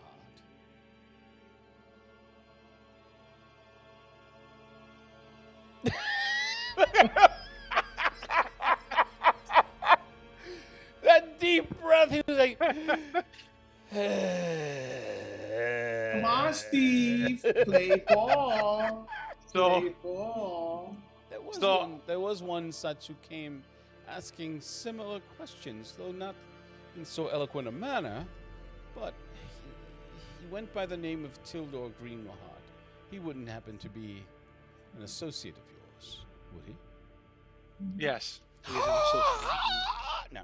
He said it. He said it. He said it. Yeah, thanks, Steve. I love you, man. Yes, he's an associate of mine, and I love you, Steve, man. And unfortunately, he's not. He really isn't the most well-spoken of champions. I give it a shudder when I say that.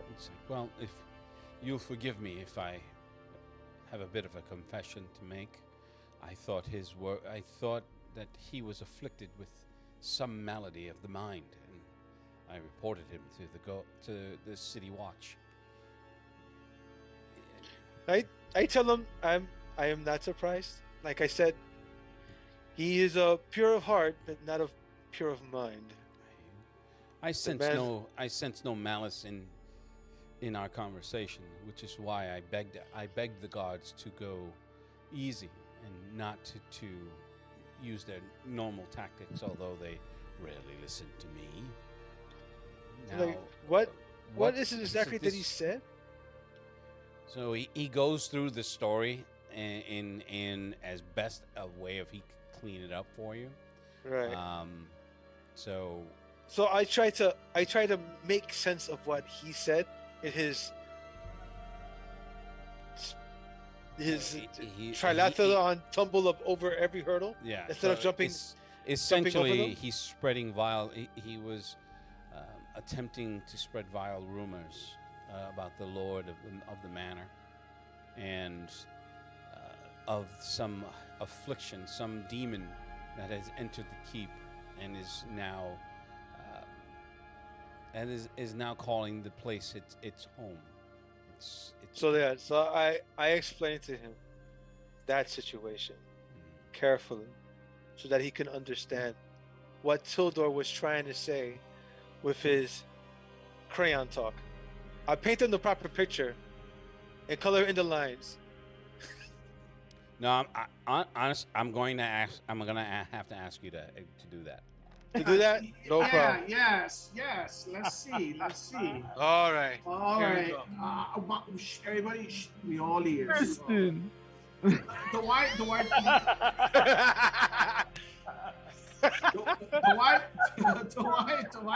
please, we all ears, because he's complaining about how bad I am, so I gotta hear this.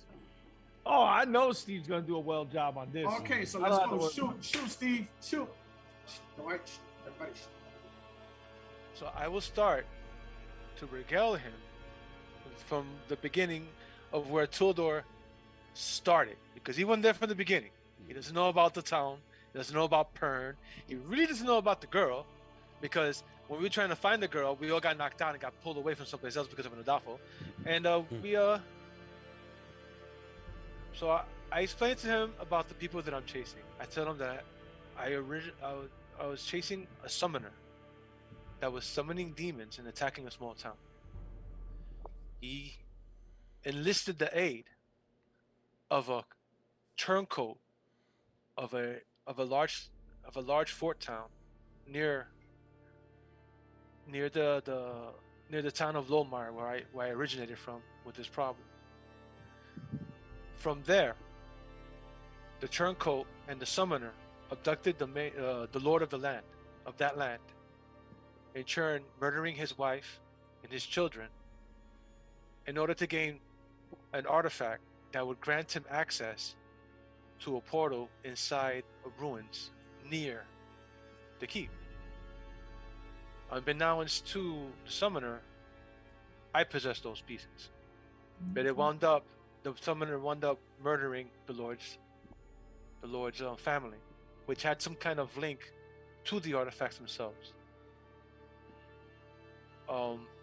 Sometime in between there and then, I'm not sure when, the summoner found out about his illegitimate child,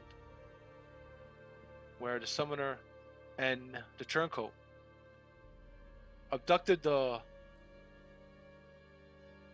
concubine and the illegitimate child, almost killing the concubine, which I managed to spare her life. I managed to save her, but they captured the daughter. To be honest, from there, everything became a blur. All I remember is some kind of ritual they were in the midst of, and the dismemberment of the child. This dismemberment didn't kill the child, but they still have the child, and I'm trying to retrieve her back. They somehow have made some kind of allegiance with the Lord to assist the Lord in his dilemma, and he's held up right now in the keep. That's what my friend was trying to explain. So this evil that he's talking about is the summoner who seems to have an affinity for dretches. And apparently I found out directly that the summoner and the turncoat have made a promise to help assist the Lord with the princess. The lady that was there was pretty young. So I'm assuming it's the princess and her affliction.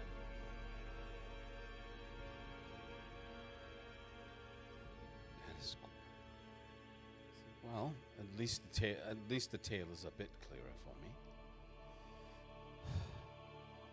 me. Now I fear that I must beg your forgiveness for even calling the city watch on your friend. It's fine. So, like I said, my friend is pure of heart, but not very elegant. So, him trying to regale the tale the way he did, it would be cause for caution and warning, especially if you didn't understand the entire situation. Right. Well, now the question is what to do, because if they're holed up under the Lord's protection, and you've already attempted to storm the location, if you've already attempted to storm the keep and you failed, and you caused such damage, then he will be under tight security. I never told him about the fire. I never said that. Oh, okay. I'm sorry. I am not okay. on any level that type of stupid. Okay, then that's fine. That's a Tildor move. I would not have said that at all. Well, I mean, you did tell him that you attempted to get in, no? I said that I did attempt to get in, and that's how I found out about the affliction. Okay.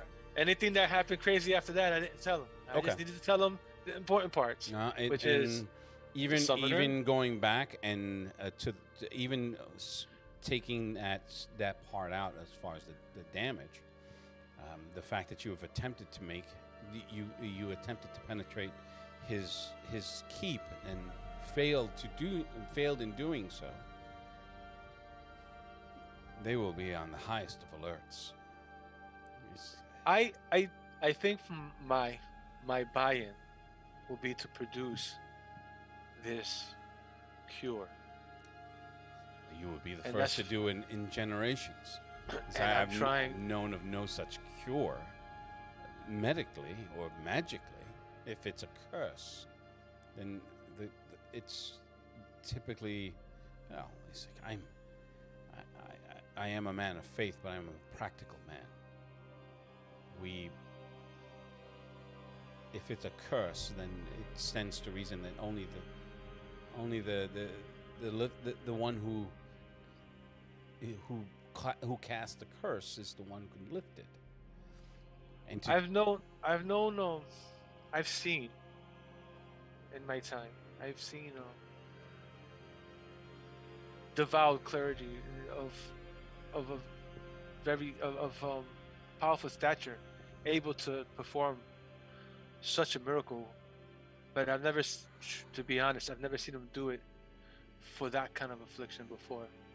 But I've seen them. I've seen and I've heard of. This is no mere exorcism, unfortunately. No, it's not. There's got to be a way. I know there's got to be a way. Well, and that is if the affliction isn't natural to begin with. Because. What do you mean? I don't know her history. I don't know the legend, and I don't know enough of the folklore behind the castle and the lady to make the discernment between, is it a curse or is it from birth? So if she's a true lycanthrope, then her problem isn't that she's changing, she's just doing it hormonally. Do you understand? It's like a sort of when you mean as when a woman bleeds for the first time, or a young man finds his oats, like that. Wow. On that level, that would complicate things greatly. And it would also make it slightly. Wouldn't it make it impossible to cure them then? Okay, That is so their nature. that when it comes to that, if she is a true lycanthrope, then it's a matter of training her to control her emotions, so she can control her transformations. And maybe in time she could learn to master them and use them when she wishes. Not everything strange and unusual is a curse or an ill omen. This could be a blessing that she doesn't know about. This is a lot. I will admit to being a bit overwhelmed, but this is if what you say is true, and I have no reason to doubt you, my friend, that what you're saying is true, then these are dire times indeed. We are ill-equipped to assist. I can, for my part, I could probably get us in to the grounds. I've not been to the keep in quite some time, but I've managed to convince the Lord of the efficacy of Avandra and how we've been able to spread the word in this humble town as it's grown, and to keep the peace and to give people guidance in the dark times. But beyond as much as that, and that seems like a logical way to go about it, but I wouldn't want to attempt that until I have something of substance to offer. And if my foe truly is trying to find a way also, I dare say that I'm against the clock and I'm trying to find it first. Not to mention Because- whatever foul eldritch magics that this summoner is using. He could do more damage than good. Yeah. I mean, he can bend her to her will. Yeah. Yes. And I wouldn't put it past him. And there's that. Such a thrall would be a detriment to a lot of things, to a lot of people. It would bring blood and death to these lands, that the likes of which we've not seen in generations. And that my foe would have no problem doing it. We must act. We must act now. But I fear that I do not have an army or a militia at my beck and call, and these men they're loyal to their lord. They will not believe us, even me. Such a tall tale with no proof. Who could we convince? Well, I had a plan. I mean, I spoke to the. Well, I'm not sure who he is. I described the gentleman that I spoke to, the armored knight. Mm-hmm. I describe him to him to see if he recognizes who that was.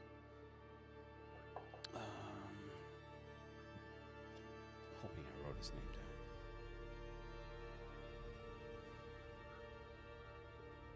He said wrote down a name, so get ready to write this. You should be proud of me. I was going through the story and writing down all my notes. I appreciate that.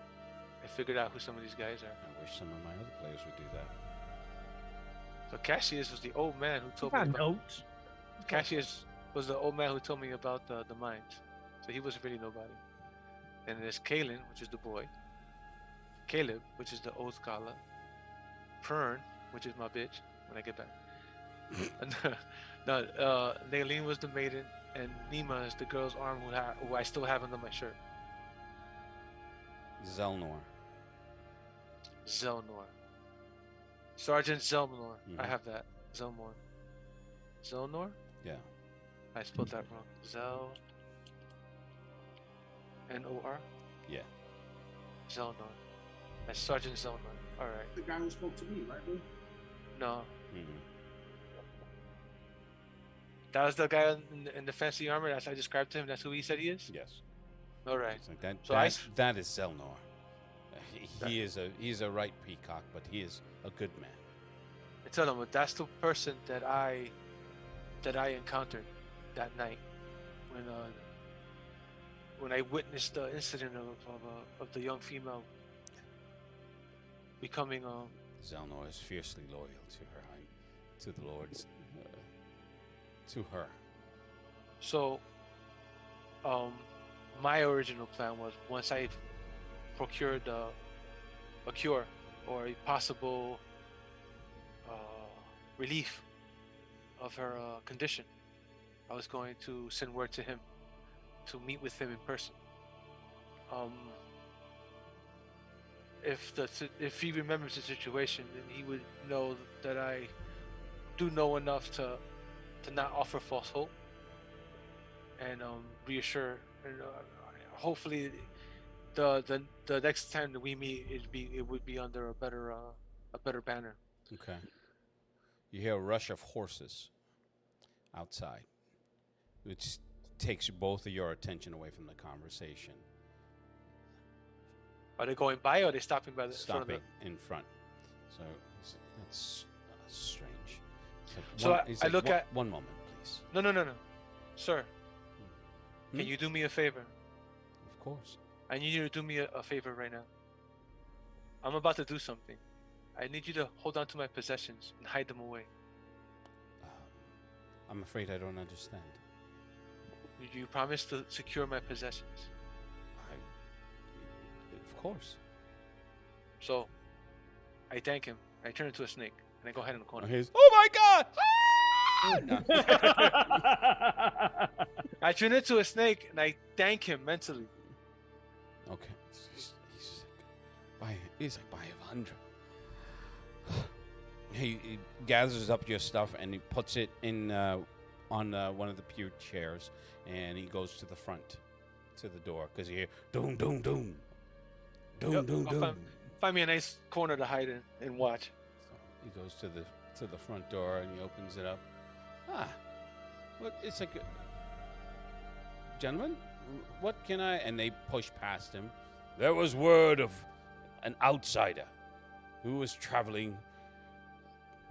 What is it? What is this guy's name? No, he's that was traveling with a golden-eyed Aasimar. He was seen walking in here. Like, I don't know what you mean. I've been speaking with congregants all day. Please, gentlemen, I assure you, no one is here. So they fan out and start searching. It's like, I found something. He's like, that was left behind by one of the congregants. He said he was going to be returning at the midday tomorrow. Please. They, they're brusque, but they are respectful. And they search through the place and go back and say, if you see anything, you ought to call the city watch immediately. Father. I'm looking at the guards. Are they all wearing the same colors? They're two garrison. Well, they're 4 garrison and 1 of Garrett's men. So, I'm about to say, I whisper. I tell him, witness that one, the one in the yellow and black colors, the one of none of your kinsmen. Sorry. He is of my adversary. Blessings of Avandra be upon you, my friend. You are not of the city garrison. From where do you come from? None of your fucking business.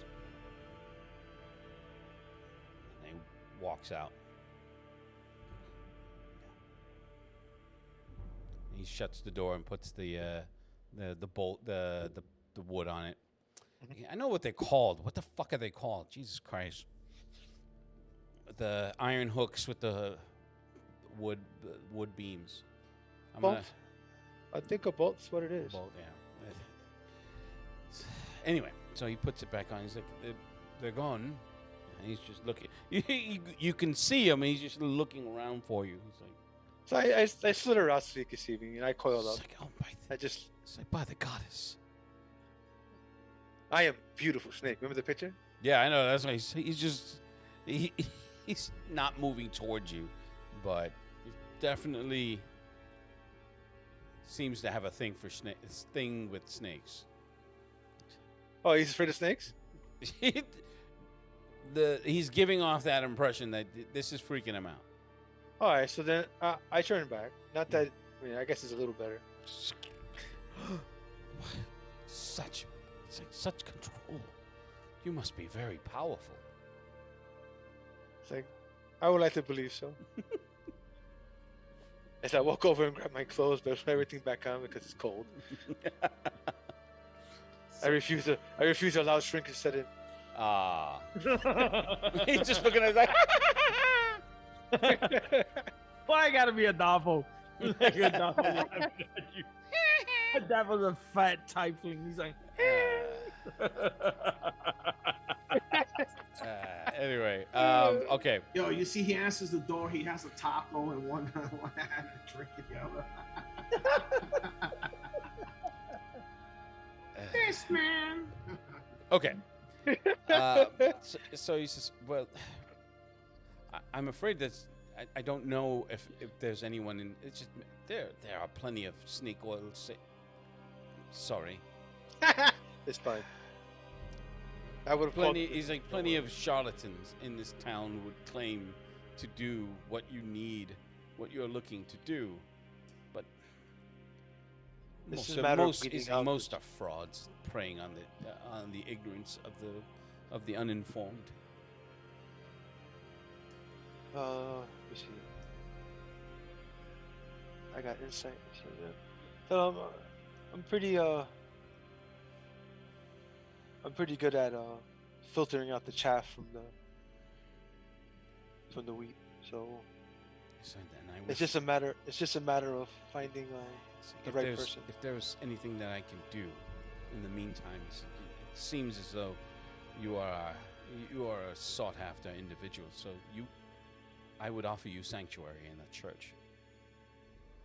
Like for you and your companion, seeing as how I'm the reason why you are both under suspicion. I tell you, you really can't take blame for that. He's like, I just buried the guy that's taking the blame for this. Burner of keeps. All you had to do was wait a few moments. Fuck me, man. You're muted. Oh, what was that? Nothing. The great burner. Yo, why do you keep on thinking like you were just gonna walk through and do these things? Nigga, you were not. You were not. It. All right. All you had to do was you thought that. You keep on imagining. I know. Because I had it. No, nothing. I should know you're fat. And at the same time I had it, you burnt it all the fucking way. You could have slithered your fat ass down and went into the door. Do you think I could? Listen, if I could have fit under that door, I would have. Okay. For starters. Second of all, I fucking had it. He had it right there. He was about to turn the guards against him. You would have had backup and everything, and you burned the goddamn house down. Where the hell did you go, Danny? It's like disappeared. Danny was like, I'm no part of this. I'm not a dick part of this. No. And they don't want to bring up the baka powers I had. Leave me alone.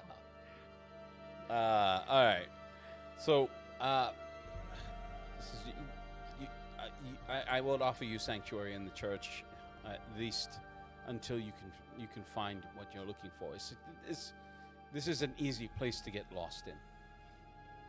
So, I like those words. So as long as you don't stand out too much. So I stop and I look at myself. I'm like, damn. Because he's looking at what you're dressed in. It's like as long as you don't stand out too much. And I stand out. Period. Would you happen to have some humble clothes I can buy? I'm sure can find something that would suit you. Well, maybe not suit you, but suit your situation. Why don't you come to the back room to find out? He's not older than me, is he? How old is your character? I'm like in my 20s. Yeah, he's definitely older than All right, so I want a grown up.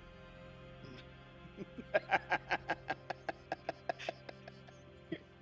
Yeah, I'm 20 years old. So I definitely want a grown up to be present when I get the clothes. I need an adult. I need an adult. This is the square he touched me in. It's like they point to the doll. Okay, now he finds you some robes, and they're loose, but they don't have any markings on them yet. So they were about to be embroidered, but you're more than welcome to have them. All right, so I wear this. I'll take the simple robes, simple clothing and stuff, and most of my, I guess, like weapons and everything, with the exception of the bow. I keep the bow with me, and everything else, I put it away. I asked him if I could stash it here. Yeah, my absolutely. And I definitely give him a donation. Saying no, please, that is not necessary. I will collect it from your corpse later. Very well. No. But if you? He also hands you a skeleton key. So this will allow you access to the rectory. All right, thank you. I appreciate it. That is where there's lodgings there. That is where I will retire for the night. But there's lodgings in the cellar. Okay. So, if there's anything else that I can do, please do not hesitate to ask someone else. Okay, no problem. Definitely ask someone else. All right, so with that, I'm gonna go find Durzo. I'm gonna go find The ghost of Durzo. I'm gonna go find Eldar and Tildor. Okay. So what I'm going to do, I'm going to stop it here, and we will pick this up in the next adventure. But for Tildor Greenheart Narcissus and Eldar Tauren, thank you very much for joining us again on another adventure of the Forsaken Kingdom. Peace out.